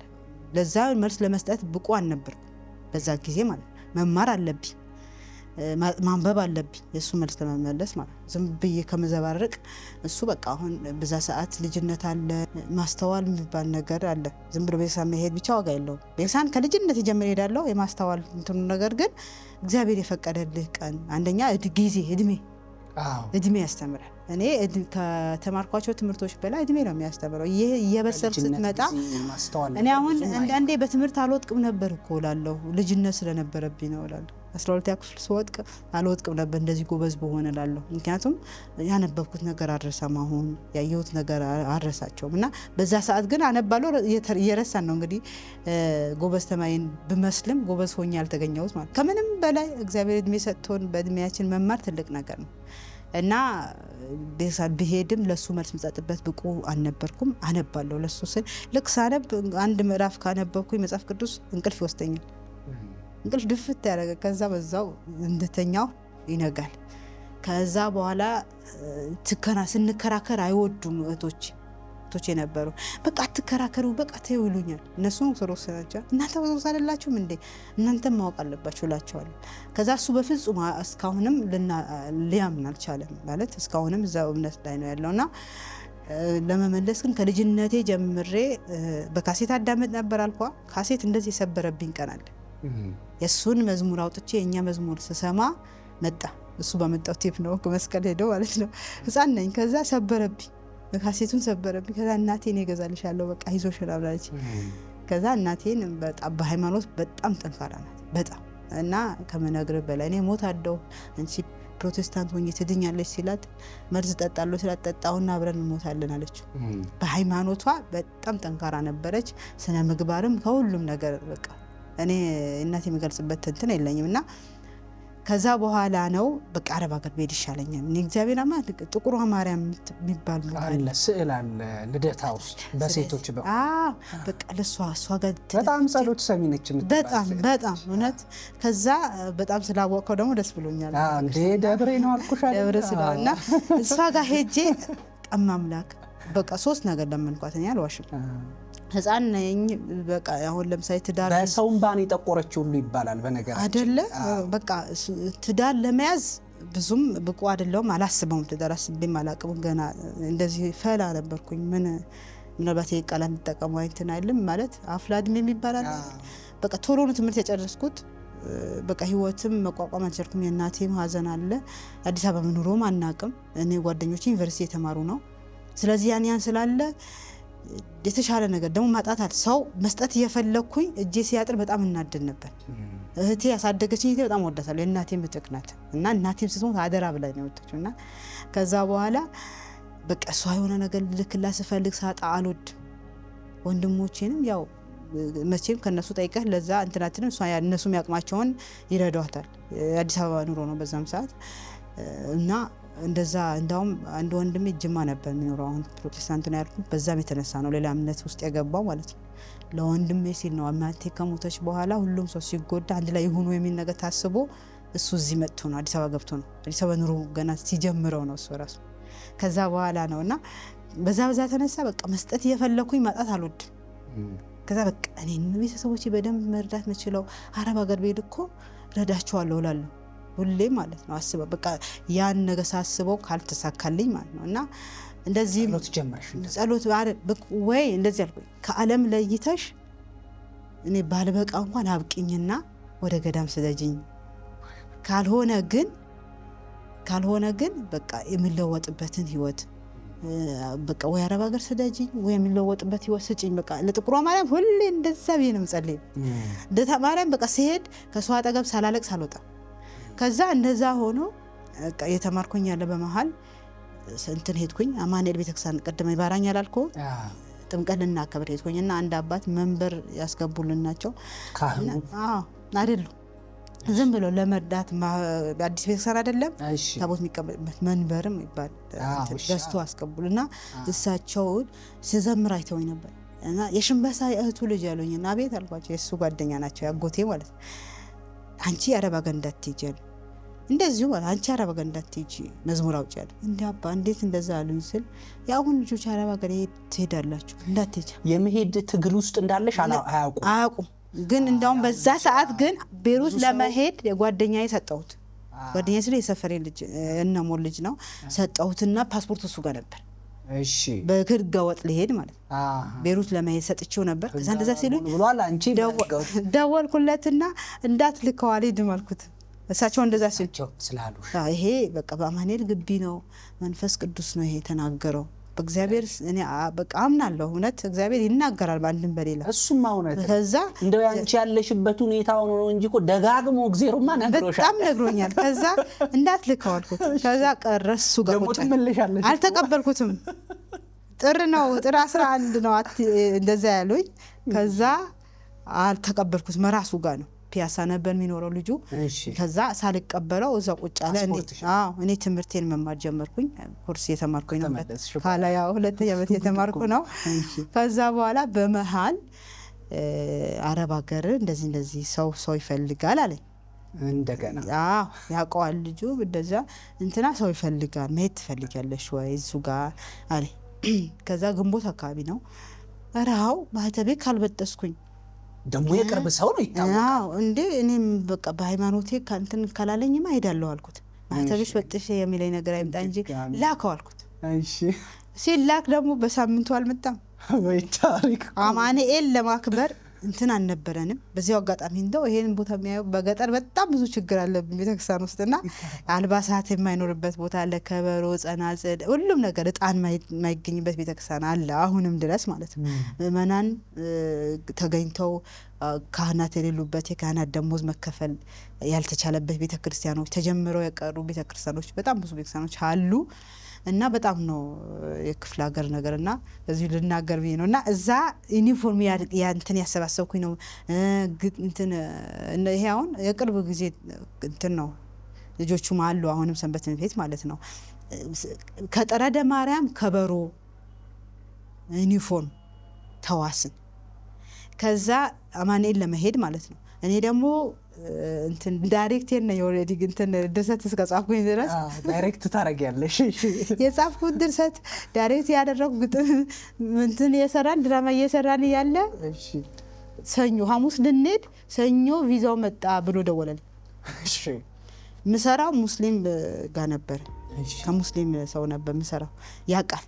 እሺ እንትን እዛው መዝሙር ሳጠና ሳነብ ምናምን ያየኛል። ፈተና ስሰራ ደግሞ በጊዜ ወጥቼ ትምህርት ይሄን ነበር በጣም ይፈቅድልኝ ነበር ሰውየው ማለት ነውና እንባዬ እዛው ፈሰሰ። በቃ ፓስፖርቱን መምጣቱ ሳይሆን አማኑኤልስ ማን ያከብራል እንዴት ይኬዳል የሚል ነገር ደግሞ አዲስ ነበር ቤተክርስቲያን። ከዛ በኋላ እንባዬ እዛው በቃ አነባው። ምን ሆነሽ ነው ትንሱ ምናምን ሲል አያውቅም መላኬ በሳምንቱ ነው የመጣው። ምክንያቱም ያው እሱ ልጁ ቶሎ ስለፈለገው ወዲያው ጨረሰውና ምን ሆነሽ ነው ትንሱ ሲለኝ ፓስፖርት ልኬ ነበር መጣ አሉኛል። እና ታዲያ ለምን እንደምታለቅሽው እንትን ትኬት ሽጬለታለሁ ሙስሊም ነው እንካሽ ግዛ ለእንትኖች ለሹፌሮች ይሸጥልኝ ነው ለቤተክርስቲያን ማለት ትኬት የትኛውን ትኬት ካመጣው ይገዛኛል ይሸጥልኛል። ከዛ ቲሸርት ሽሸጥ ምናምን እሱ ሙስሊሙ ለኦርቶዶክስ በጣም የሚስቱ ቤተሰቦች ክርስቲያን ነበሩና እሱ በቃ ይሸጥልኝ ነበር። ያን ሁሉ ስለሚያውቅ አዘነ። እሱ ራሱ እኔ እንደ ዛሬ ይታየኛል ያለ እሱ ራሱ አዝኖ ቁጭ አለ እና በቃ እንግዲህ ምን ይደረጋል ሌላ ሰው መተካት አይቻልም ወይም ደግሞ እሱ ልጁ አውቆ ምን አለኝ ተንሱ ይልሽ አማኑኤል እንደሆነ ስለሚያውቅ ማለት ነው ወደ ኋላ ማለት አይቻልም ቀጠሮ መቀየር አይቻልም ያን ቀን ነው የምትሄጂው። በቃ በስንት ጊዜ ስንት ዋጋ ከፍዬበት የመጣ ነገር ደግሞ ወደ ኋላ ማለት ከባድ ነው ብዬ በቃ ማልቀስ ነው ያለኝ አማራጭ። ከዛ ሰው ልጁ ግን ከሄድ በኋላ መቀየር ይቻል ነበር እንደዚህ የምትጓጉለት ነገር ከሆነ ብሎኛል። እንደዚህ የምትጓጉለት ነገር መቀየር እኮ ቢነግረኝ መቀየርልሽ ነበር አለ አስቀየርችን ነበር አለና ከዛ እነሱ በ27 ማለት እነሱ ወደ አማኑኤል ይሄዱ ሚቻለው ነው እንደማይቻል አርጎ ይነገረሽ ሚቻል ነበር ቪዛው ተመታ። እዚህ ያለው ማለት ነው እዚህ የጨረሰልኝ ያውቃል እንዳትቀር ያለኝ ያን ቀን መቅረት የለብሽም ትሄጃለሽ። በቃ ወንድሜ ፕሮቴስታንት ወንድሜ ከጓደኞቹ ጋር ሸኘኝ። ሌሎቹ ጓደኛዬ ትራንስፖርት አልነበራት ትራንስፖርት ሰጠዋት። እኔ ምን ያደርግልኛል አለ ይሄ ትራንስፖርት መሄድ አለብሽ አማኑኤል ቤተክርስቲያን። ከዛ ሁሉም በቃ እኔ ስለቀረው የሆነ ሁሉም ነገር የሚቀር መስሎኝ ወንድሜ ሚስት እንድትሄድ ደመንኳት እህቶቼ ሁሉም አማኑኤል ሲሄዱ እኔ ደግሞ አረብ ሀገር ሄድኩኝ። ወደ አረብ ሀገር ለመሄድ ኢትዮጵያ አየር መንገድ ስትገቢ እንግዲህ ከዛ በፊት በፕሌን አልሄድሽም አይደለ? የኢትዮጵያ አየር መንገድ ስትገቢ ፕሌን ውስጥ ገቢ የነበረው ስሜት ስትጓጉለት የነበረው ጉዳይ ነው። መቼስ ደግሞ መሄድ ከሀገር መውጣቱ በተደጋጋሚ ታያቲጂ ስትባይ በአንድም በሌላም በሰውም በእግዚአብሔርም እንደዛ ሊባል በሚችል ሁኔታ ማለት ነው ታይ ሲባል የጓጓሽለት እንደው የናፈቅሽው ነገር አሁን እውን ሆነ ማለት ነው። እዛች ፕሌን ውስጥ ወንበር ውስጥ ስትቀመጪ ምንድን ነው የተሰማሽ ስሜት? በነገራችን ላይ ይሄ ሳይፈልጉ መሄድ አለ አይደለ? በቃ ምጓጓው ከሀገር ለመውጣት እኔ ያን ሰፈር ለመሄድ እንጂ ከሀገር መውጣት በጣም የሚቀፍ ነገር እንደሆነ አምነዋለሁ ውስጤ። ለስራው ነው የጓጓሽው? በቃ ለመለወጥ ምናምን። አንደኛ ደግሞ ሲሄድ አሁን አልፈራሁም፣ ምክንያቱም ማውቀው ሰው ጋር ነው የሚሄደው። ምን አይነት ሰው ይገጥመኛል፣ ቋንቋ አልችልም ይሆን ወይ እንደዚህ አላልኩም፣ አልሰጋሁም። አሁን እኔ ኤርፖርት የገባሁበት ሁኔታ እንትን አልልም፣ ግን አልቅሻለሁ አልኩ ወንድሜ። ከዛ ውጪ ደግሞ አሁን የጠረደ ማርያም ሰንበት ተማሪ ነበረ። አሁን ባለ ነው ባለቤቴ ነው። አሁን የዛን አንድ ጸጋነሽ ብትባል እህት ጓደኛ ያለች፣ አንድ ደግሞ ሌሎቹ ሁሉም የጠረዳዎቹም አማኑኤል ሄደዋል በዛ ሰዓት። ግን ከነሱ ውስጥ አሁን ያኔ ሰንበት ተማሪ ነበረ፣ አሁን ባለቤቴ ነውና ከሱና አንድ ጓደኛዬ እና ከዛ ውጪ ፕሮቴስታንት የወንድሜ ጓደኛ ነው የሸኙኝና መለያየት በጣም ይቀፋል፣ በጣም ማለት ነው። አሁን እኔ ከመሄዱ ይልቅ የቀፈፈኝ መለያየቱ ነው። ደግሞ ከባድ ነበር በፊት። እንደው አሁን እኮ ነው እንደ ቀላል የታየው፣ እንደ ቀላል እየታየ የመጣው እንጂ በቃ ያኔው በጣም ይፈራል። እንደ መርዶ ነበር። በቃ አለቀስኩኝ አልኩ። ግን ያው የሰፈሬ ሰው ጋር እየሄድኩ ማለት ነው አለቀስኩት። እና ያውም እኮ አንቺ ምንም እንትን የሌለ ስጋት በሌለበት ቦታ ሆኜ ግን ላነሱን ላላይ ዞር ብዬ ላላይ እና ያን ቅስፈት ባለቤቴ ያስታውሰዋል አሁን ራሱ። እና ከዛ በኋላ መሄዴ ሳይሆን ያጓጓኝ ወደዚህ ያለው ነገር ልደታ ማርያም ልትመረቅ መዝሙር ታጠናለህ፣ እንትን በገና ታጠና ምንድነው ወረብ ያጠናሁኝ። እንዴ ተሰልፈን እንዴ ሙሉ ነው ያው ታውቀዋለህ፣ ሰንበት ቤቱ በጣም ብዙ ሰው ነው የሚያስተንተን ኮርሳችሁ ስትጨርሱ የምርቃት። ከዛ እዛው ቆሜ እነሱ አያውቁም፣ እኔ ብቻ ነኝ የማውቀው። ዘሩባቤል ይባላል፣ አሁንም ዘማሪ ዘሩባቤል ይባላል፣ ታውቀዋለህ ይሆናል ዘሩባቤል። እና እሱ ያስጠናን ያለ ወደ ኋላ ሄጄ አለቀስኩኝ። አሁን እኔ ከነዙ ሰው ሁሉ ተለይቼ እኔ ያረበቀል ልሄድ ነው አልኩኝ። ከመጣ በኋላ ነገር ልበር ገባሁ። ሐሙስ ልበር ማክሰኞ ወረብ ጥናት ገባሁ እና ስገባ ኤልሳ የምትባል ጓደኛዬ በቃ ሳለቅስ፣ እሷ አትወድም አረብ ሀገር አትወደውም። ምን ልታረጊ ነው አረብ ሀገር የምትሄጂው እስኪ ንገረኝ ትለኛለች። ቢያንስ አልኳት አረብ ሀገር ብሄድ ቤተሰቦች ይለውጣለሁ፣ እኔ ላልለወጥ እችላለሁ።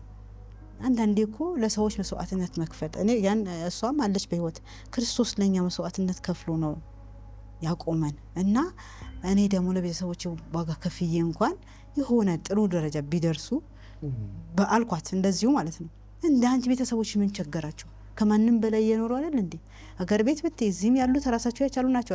ለራስሽ ደግሞ እየኖርሽ ነው፣ ምን ያደርግልሻል ሀገር አለች። ከዛ በቃ መሄድ እፈልጋለሁ እኔ አልኳት እና አለቀስኩኝ፣ በጣም አለቀስኩ። ያን ቀን ከነሱ ምን ለያይበት ቀን ማለት ነው። ከዛ ተለያይቼ ሄድኩኝ። ያው የኤርፖርት ነገሩ አረብ ሀገር የመሄድ ጉጉቴ ሳይሆን እንትን የታየኝ ከቤተሰቦች መለያየቱ ነው። የዛን ጊዜ ያን ስሜት ነው የሚታየኝ። በጣም ይገርማል። እንግዲህ የምታውቂው የሰፈረሽ ልጅ ነው የወሰደሽ፣ እዛም የምታርፊበትን ታውቂያለሽ። ደሞዝ መጀመሪያ 3500 በኢትዮጵያ ብር እንደሚከፈልሽ ነው የተነገረሽ። በዛም ያንን አስበሽ ነው እንግዲህ ሄድሽው። እንደው ዱባይን ስትረግጪ ምንድን ነበር የተሰማሽ የሚለውን ባውቅ በጣም እወዳለሁ። በዛ ላይ ደግሞ እዛ እንደደረስሽ ሰዓሊተ ምሕረት ቤተክርስቲያን የሄድሽበት አጋጣሚ እንዴት ተፈጠረ? ቤተክርስቲያን ብለሽ ጠይቀሽ ነው? ከምን ያህል ጊዜ በኋላ ነው የጠየቅሽው የሚለው መጀመሪያ እዛ ከደረስሽ በኋላ ያለውን ንገሪኝና ወደዚህ ትመጪ። ያው እዛ ስደርስ በጣም ደስ አለኝ። ማለት ልጁ በጣም እወደዋለሁ። የሰፈር አብሮ አደግነን። እኔ ትንሽ ሆኜ እሱ ትልቅ ነበረ። በጣም እወደዋለሁ። አሁንም እኔ ክፋት የለብኝም በሱ ላይ። እዚህ ጋር ስናገር በነገራችን ላይ ለሰዎች እንዲማሩበት ነው። ማንም ሰው ትኩረት የሚያደርግበት የምፈልገው ነገር ሰዎች ብዙ ታሪክ አልፈው ብዙ ቦታ እንደሚደርሱ እንዲያምኑበት ነው። እዚህ ጋር መጥቼ የትኛው ሚዲያ ላይ ብናገር ወደፊትም ሌላ ሚዲያ ሊናገር እችላለሁ። ምናገርበት ምክንያት ከኔ ህይወት የሚማሩ ሰዎች በጣም ተስፋ የሚቆርጡ ሰዎች ስላሉ ተስፋ ለመቁረጥን ለማስተማር ነው እንጂ የሰዎችን ክፋት ለመናገር አይደለም። ሰው ይጋጫል፣ ይታረቃል። ስለዚህ በጣም ወደው ልጅ ነው፣ አውቀዋለሁ። በጣም ቀልደኛ ተጫዋች ልጅ። ደስታ ነው የተሰማሽ? ደስታ ተሰማኝ። ልክ ዱባይ ሲደርስ እሱን ታየው በቃ እንደዚህ እሱን በጣም ነበር የሚያከብረኝ፣ በጣም ነበር የምንወደደው። ደግሞ አልባሳት ይላብታይ ትንጥ ልጅ ነው መስለው ልጅቷ ስታየኝ እንዴ ቺላ ሳድጋት ነው ልትሰራልኝ ነው ያመጣት አለች። ያመጣሃት አለች። ትንሽ ልጅ መስላሽ ነው ኃይለኛ ናት ምናምን አላት። እንደዚህ ተቀላልዶ ማለት ነው። እና እንደዛ ሁኔታ ውስጥ ነው የሄድኩት። በማግስቱ አማኑኤል ነበር፣ እዛውም ይከበራል። ከዛ እነሱም ይሄዳሉ። እነሱም ቤተክርስቲያን ልጆች ናቸው። ከዛ ሲሄዱ እኔም እሄዳለሁ። ያውቃሉ ቤተክርስቲያን እዚህ አገልጋይ እንደሆንኩ ያውቃል። ቤተክርስቲያን ሲሄዱ እኔም ተነስቼ በጠዋት ከነሱ ጋር ሄድኩኝ። የት? ሳሊተ ምሕረት ቤተክርስቲያን ማለት ሻርጃ ይባላል። እና ሲሄድ የሀገር ክርስቲያን ነው ያለው። አንተ ኢትዮጵያዊ ጋልኩኝ። እኔ ዱባይ ከሄድኩኝ የተሰማኝ ደስታ ያን ቀን ነው። ዱባይ ውስጥ እንደዚህ አይነት ክርስቲያን አለ ብዬ መዝሙር ዘመርን። በቃ ስርዓቱ ተፈጸመ። ምንም እዚህ እንዳለ ነገር በቃ በጣም ደስ አለኝ። ከዛ የተለየ ምንድነው ሙቀት ብቻ ነበር። በሙቀት ሰዓት ነው የሄድኩት። ሙቀቱ ተው በቃ ከዛ እሱን ብቻ ነው መጣሁኝ። ከዛ ምሰራው ስራ አላቅም። ትወልዳለች ተብሎ ነው በርግጥ እርጉዝ ነበረች። ትወልዳለች ተብሎ እንጂ እኔ ምግብ ቤት እሰራለሁ ብዬ አይደለም የሄድኩት። ከዛ ሲሄድ በይ እንግዲህ ነይ ጀምሪ ምናምን አለች። ምንድነው ምሰራው ስላት ይሄ ነው አልተነገረሽም እንዴ አለች። እኔ እኮ ሚስቱ ትወልዳለች ተብዬ ነው የመጣሁት አልኳት። ይሄ ነው ምሰሪ ኩሽና ውስጥ እኮ ነው ይሄ ነው ምሰሪ ይሄ አልኳት። እኔ መጣሁት አልሻት። አልተነገረሽም እንዴ ስትለኝ አሁን ሚስቱ ትወልዳለች ተብዬ ነው። ከዛ በኋላ ቀደነገጥኩኝ። እኔ እኮ ምግብ ቤት ሰርቼ አላውቅም አልኳት። አልነገርሻቸውም? እኔ ምግብ አልተጠየቅኩም። ካፌ እንዳለው ነው የተነገረኝ። ካፌ ማለት ሻይ ቡና ነው። ካፌ እንዳለው ተነግሮኛል። ግን እኔ ስለ ካፌ ልምድ የለኝም አልተባልኩም። ልጅ ብቻ ግን እንደሚይዝ ነው የተነገረኝ። ልጅ ሚስቱ ስለምትወድ ሰው ፈልጎ ነው ተባልኩኝ አልኳት። ምናልባት እነዚህም የመረጃ ችግር ይሆናል፣ እኔም ደግሞ ያቀባበልም ችግር ይሆናል። ከዛ በቃ ይሄ ነው ምሰሪው አለች። አሁን ሄደሻል። ከዛ ምንም ማለት አልችልም። በቃ ትለምጂዋለሽ፣ በቃ ቀላል ነው እንደዚህ አለች። ከዛ በቃ ምንም አላውቅም ነው ስለ ምግብ ቤት በልቼ አላውቅም። ቤቴ በምታውቀው እኔ አንድ አሁን እንኳን የትኛውን ምግብ ቤት ገብተን ልንጠቀም እንችላለን። ከዛ በፊት ግን ሼም ሁላ ይመስለኝ ነበር። እኔ ምግብ ቤት በውጪ መብላት ያሳፍር ነው አልኳት ለራሱ። እኔ እንኳን ምግብ ቤት ልሰራ ምግብ ቤት ገብቼ ምግብ በልቼ አላውቅም አልኳት። ከዛ በእንግዲህ ቻዩ ነው ይሄ ነው ምሰሪው አለችኝና ከዛ ቢነግሩሽ ተናደደች። እሷ ደግሞ ቢነግሩሽ ምን ነበር አምነሽበት ትመጪ ነበር ምናምን። በእርግጥ ቢነግሩኝ አልመጣም አይደለም፣ ምክንያቱም አረብ ሀገር መሄድ እፈልጋለሁ። አሁን ለምሳሌ ልጅ ልትይ ነው ሲባል በቃ እኔ 12 ቁጥር ልጅ ሊዝ ነው የሚል ነገር አሰብኩት። ስራውስ እንዴት ሰራዋለሁ የሚል ነገርም አስቤበት አምኜበት እመጣለሁ። ስነ ልቦና ያዘጋጅቼ እመጣለሁ። በዛ ላይ ይከብዳል። ለምን ብዙ ስራ ነው የሚሰራው። እዚህ አሁን ለእያንዳንዱ ስራ ሰራተኛ አለው። እዛ ግን ይለያል በጣም። አንደኛ ሁለት ብቻ ነን። እሷ ብቻ ነበረች፣ ታግዛት ነበር ባለቤቷ። ከዛ በኋላ ደግሞ ይከብዳል እና ከበደኝ። እኔ ሳየው ሆቴሉ ትልቅ ነው እንዴ? አይደለም። ምን አለ መሰለኝ የጉራጌ ክትፎ አለ። ክትፎ ቀላል ነገር አይደለም። አይቤ አለ፣ ጎመን ክትፎ አለ። በስደት ሆነ ጎመን ክትፎ ጎመኑ ኬት እንደሚመጣ አናቅም። እኔ አላቅም። አጥተህ አሁን ምግብ አፌን ከፍቼ መብላት የጀመርኩት እዛ ቤት ምግብ መስከሰራ በኋላ። ምክንያቱም በጣም ያስለፋል። አሁን አንዳንድ ሰዎች ለምግብ ቤት ያላቸው አመለካከት በጣም ከባድ። ሁሉም ምግብ ቤቶች ላይሆኑ ይችላሉ። ግን እሷ ጠየቅኳት። እኔ አንቺ አልኳት ኢትዮጵያ ውስጥ ምግብ ቤት ሰራሽ ስላት፣ አዎ እኔ እኮ ምግብ ቤት ማልወደው እኮ ምግብ ቤት እንደዚህ የሚደከምለት አይመስለኝ። ኧረ እባክሽ እኔ 9 ዓመት ሰርቻለሁ ኢትዮጵያ ውስጥ 9 ዓመት ሰርቻለሁ። እንዲህ ነው የምንሰራው። በጣም ምግቧ ይጣፍጣል። ባለሙያ ናት በጣም። ከዛ እዚህ 9 ዓመት ሰራች። እዛ ደግሞ 2 ዓመት ከሰራች 1 ዓመት ከምናምን ከሰራች በኋላ ነው የሄድኩት እና አስለመደች። በቃ ትለምጃለሽ ያለች እጄን ይዛ እሷን ባለቤቷን የመጣች የቤቱ ባለቤት የመጣች ታሳየኛለች። ከዛ ለመትኩ። ግን አትለምደውም፣ አይምሮ አይቀበለውም። አንደኛ ያሰብከው ምንድነው? እኔ ያሰብኩት ልጅ ለመያዝ ነው። ከማንም አልገናኝም፣ አያጋጨኝም። አሁን እኔ በሰራሁት አንድ ኢትዮጵያዊ መጥቶ ያመናጨቀኝ ይሄን አሰሩም እንደዚህ ምግብ ቤት በጣም ከባድ ነው። በነገራችን ላይ አንደኛ ጥንቃቄ ይፈልጋል። ሰዎች የሚመገቡት ነገር ነው።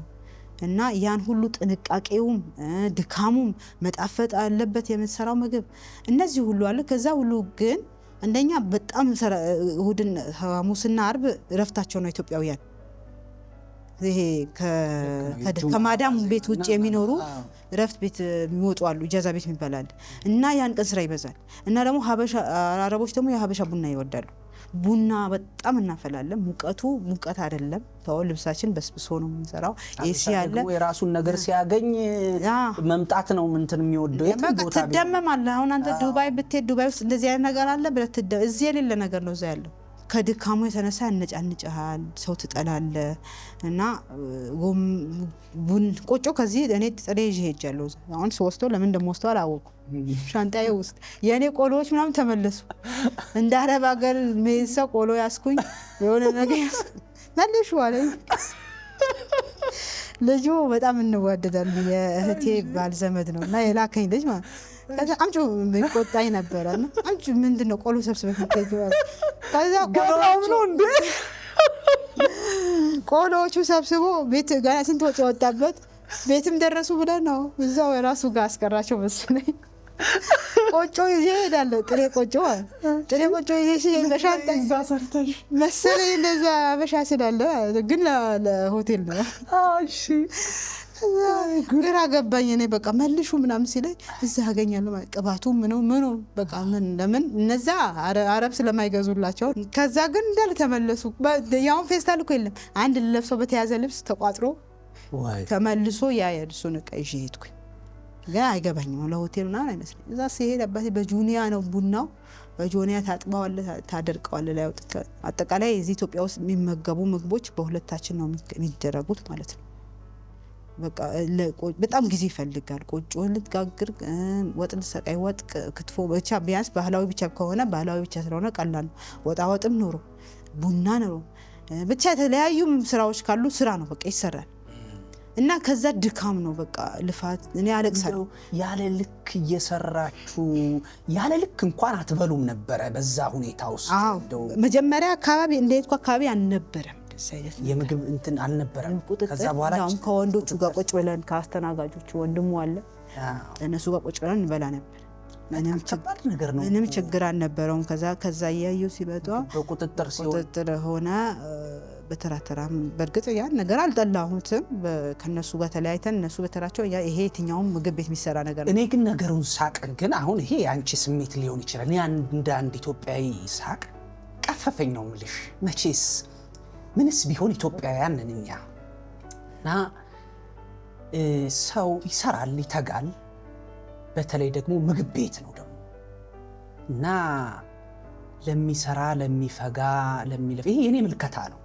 ያንቺ እንትን ላይሆን ይችላል። እንደዛ ነው ብዬም አይደለም የማወራው።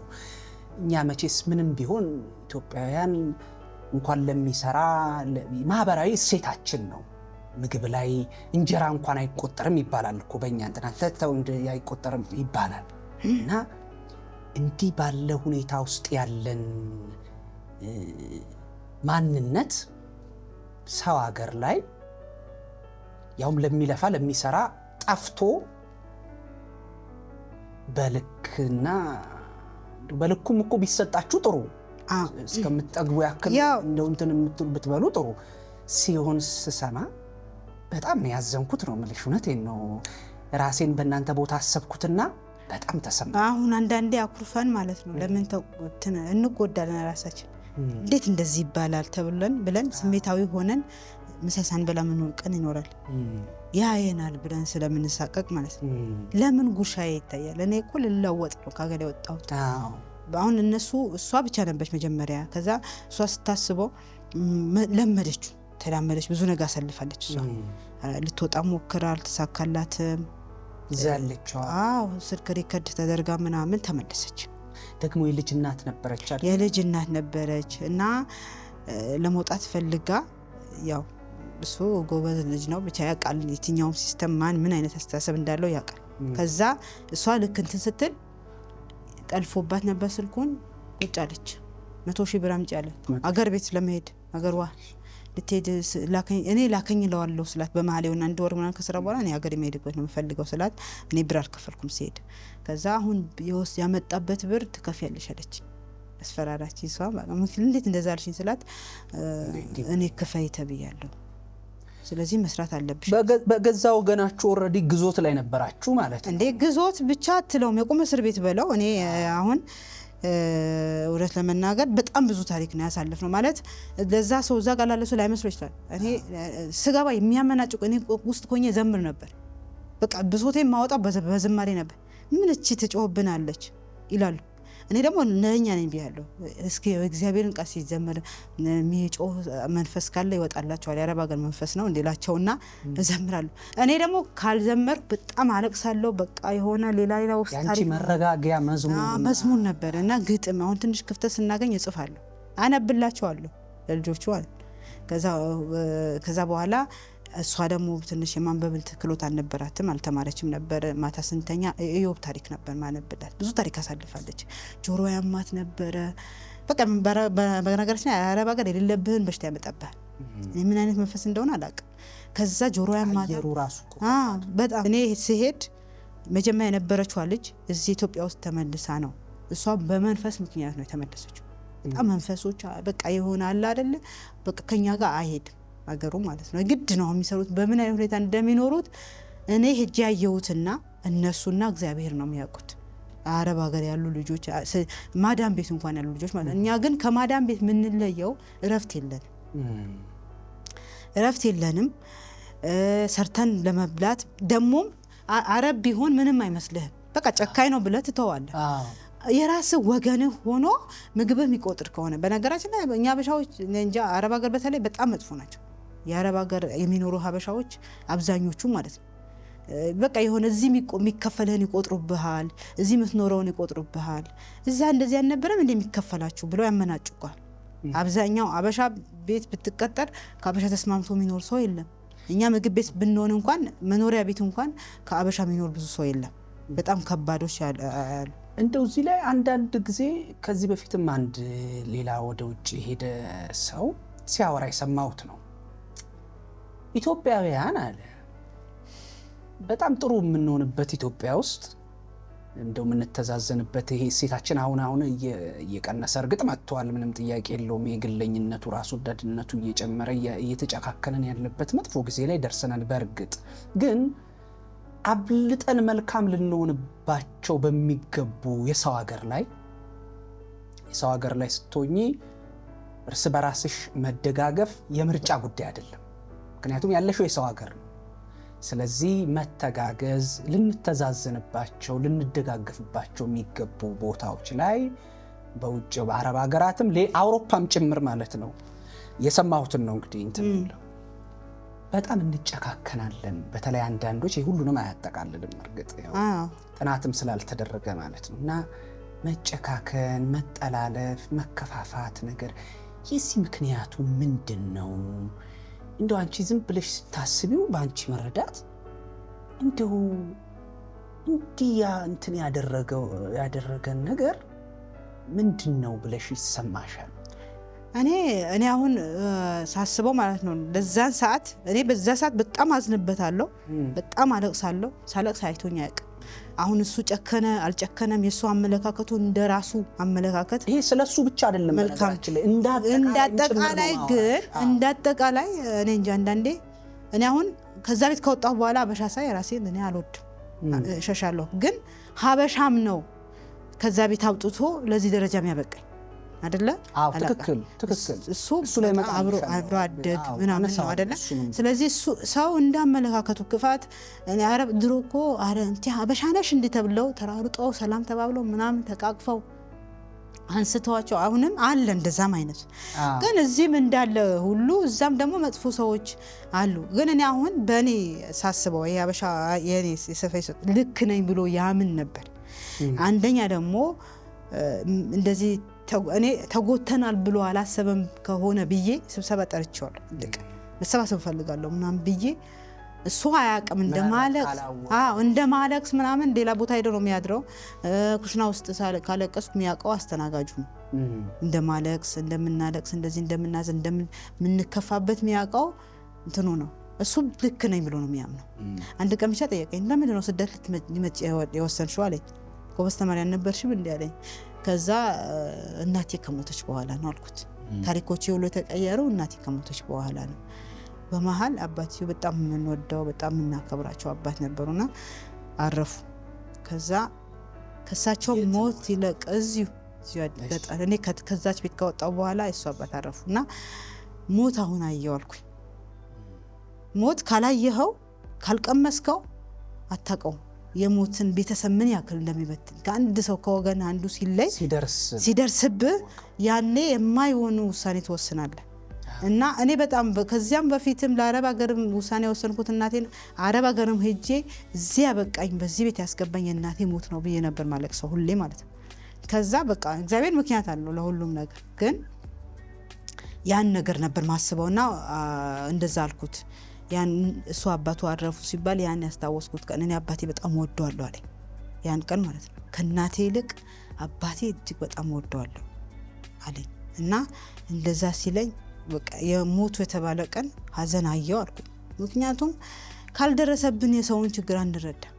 ስለዚህ እሱ ችግራችንን አያውቀውም። አሁን እዛ ጋር ተቸገረን እንደምንሰራ ገብቶ አያውቅም። እንደምንደክም ሊያውቀው ይችላል። ደሞዝ ምን ያክል መክፈል እንዳለበት ያውቃል። ምክንያቱም ምግብ ቤት ሴት አሰራም ዱባይ ምግብ ቤት ሴት መስራት አትችልም። በለዲያን የሚባለው ነገር ሲመጡ ውጭ ቁጭ ብለን ነው የምንጠብቃቸው እስከሚወጡ። ወንድ ነው መስራት የሚችለው። ክብር አላቸው በጣም ለሴት ማለት ነው። ወንድ ብቻ ነው ምግብ ቤት ገብቶ የሚሰራው። ሴት ለመኖሪያ ቤት እንጂ ለምግብ ቤት አሰራም። እኔም ፓስፖርቴ በሌላ ነገር ነው የተሰራው። ግን ያን ሁሉ ሆኖ ምንድነው አሁን እኔ ክፉ እንደሆነ ያደረገኝ ወይ ከዛ ቤት እንድወጣ ያሳሰበኝ እንደሚበድለኝ ያውቃል ማለት ነው አባል። ምክንያቱም ሰዎች ሲመጡ መስኮት ይዘጋብናል። ሰዎቹ ሲመጡ ይናደዳል መጥቶ ሲያናግሩን ማለት ነው። ይጠምዳቸዋል። አሁን እኛን ገብተው እንደዚህ የሚያወሩ ሰዎች በመስኮት ምናምን እንዴት ናችሁ በርቱ ምናምን ሜሰር አይወድም። ለካ እንደሚበድለን ይገባዋል ማለት ነው አልኩኝ። እኔ ስንስል ነበረች የማርያም ስንስል ኮሊደር ነበር መተላለፊያ ላይ። ከዛ እኔ ለማርያም ነው በነግራት ሁሉም ነገር ማለት ነው። ያን ሁሉ ቦታ ያን ሁሉ ዘመን ቤትሽ መመላለስ ስለዚህ ነው እላታለሁ። በቃ እንደምንግግር መልስ እንደምትመልስልኝ አምናለሁ። ዛሬ ባትመልስልኝ ለዚህ ነው ያመጣሽኝ እላትና እሷ ጋር አለቅሳለሁ። ጠዋት በዛው ተደፍቼ ተኝቼ ወደ ስራ መገባበት ቀን ነበረ ኮሊደር ላይ ማለት ነው። በጣም ይገርማል። ግን አንቺ በራስሽ አመጽ ሄድሽበትን ስፍራ ለምንድነው ያመጣሽኝ ብለሽ ደግሞ መጸለይሽ፣ ማልቀስ፣ ማማረርሽ እርግጥ የብዙዎቻችን ታሪክ ቢገለጥ እንዲህ ያለ ማንነት አለን። ተው የተባልነውን ነገር እናደርግና ከዛ በኋላ ችግር ሲደርስብን ለምን ብለን እግዚአብሔርን እናማራለን። ሁላችንም እንዲሁ ነን። ታዲያ በዚህ አይነት ሁኔታ ውስጥ ስታልፊ እንደው በካሜራ ቁጥጥር ውስጥ መሆናችሁን ባወቃችሁ ጊዜ ያለቀስሽው እንባ፣ ያለቀስሽው ሐዘን፣ የጸለይሽው ጸሎት ያኔ እንደው ተሰማሁበት ያልሽው አጋጣሚ ያ ክስተት ይመስለኛል። እንግዲህ አንድ እንትንሽ ላይ ስታወሪ እንደሰማሁት ማለት ነው። በጣም ይመረረ ነበረ። በካሜራ ቁጥጥር ውስጥ የመሆናችሁን ነገር በምን አይነት አጋጣሚ ነው ያወቅሽው? አይ በካሜራ ቁጥጥር መሆናችንማ ከሄቱ እንደሄድኩኝም አውቃለሁ። ታቂ ነበር ካሜራ መኖሩን አውቃለሁ። ቁጥጥሩ አልጸናም ነበር። ምግብ ስንበላ ለምን በላችሁ ምናምን የሚል አማርኛ ከኋላ ነው የመጣው ነበረ። ካሜራ ኖሮን በነፃነትም እየሰራን ነበር። ግን መጀመሪያ 3 ወር ከሰራው በኋላ ብር ስጠኝ ስለው በኢትዮጵያ ነው ማስገባልሽ አለኝ። በኢትዮጵያ ነው እንዴት ዱባይ ሰርቼ በኢትዮጵያ ታስገባልኛል አልኩት። ከዛ እንደዛ ስለው የተነጋገርኩት በሱ ነው። ምንዛሬ ሲጨምርብሻል ሲቀንስብሻል አለ። ከዛ እሷን እንደሚከፈላት ስለማቅ ብዙ አልተከራከርኩም፣ ግን መናገር ስላለብኝ ተናገርኩ። እንዴት አልኩት።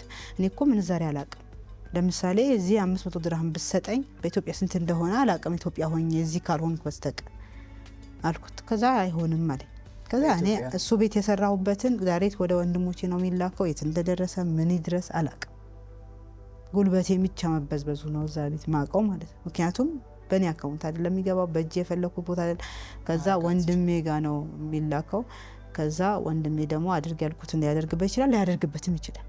ብቻ አንቺ ጋር ከዛ አንድ ቀን ሱቅ ገብታ አንዷ እንትን ካፌ ወጥቼ ብር ልሰጣት ስል እዛ ብሩን አላውቀው እንዴ ምን ሆነሽ ነው አለች። እንደዚህ ምን ነው ብሩ ነው ሆነ አላውቀው በምንድን ነው የምትሰሪው አለች።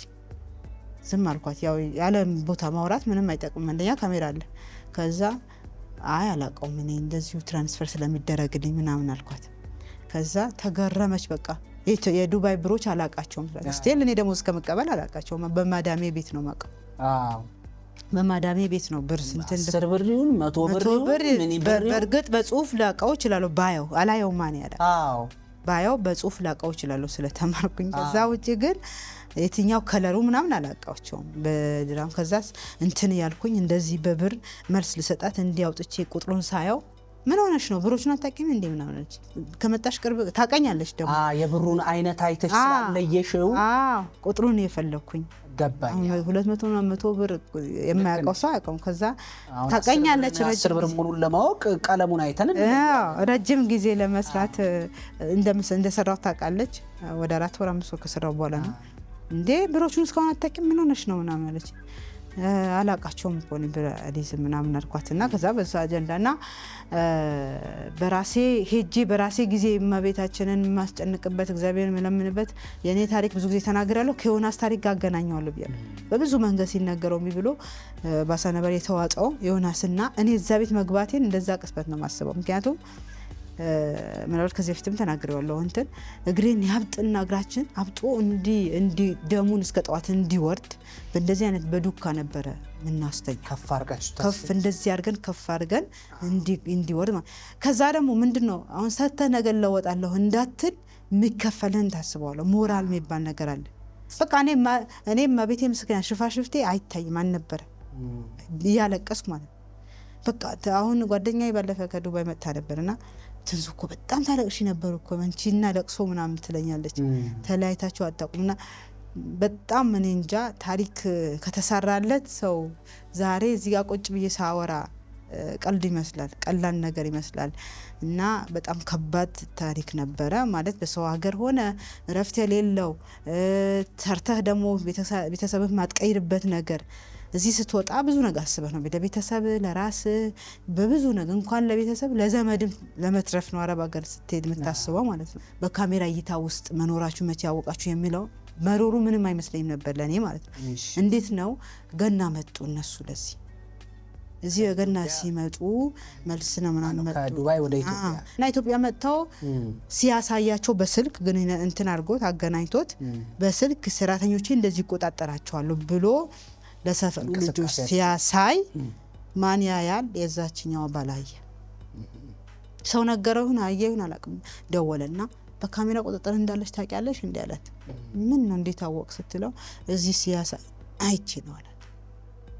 ከዛ ነገረች፣ አለቀሰች። እሷ ራስ ለሆነ እኔ እኮ እንደዚህ እንደምኖር ባለቤት አያውቅም፣ ልጅ አያውቅም ይሄን መስማቱ ብላ አለቀሰች።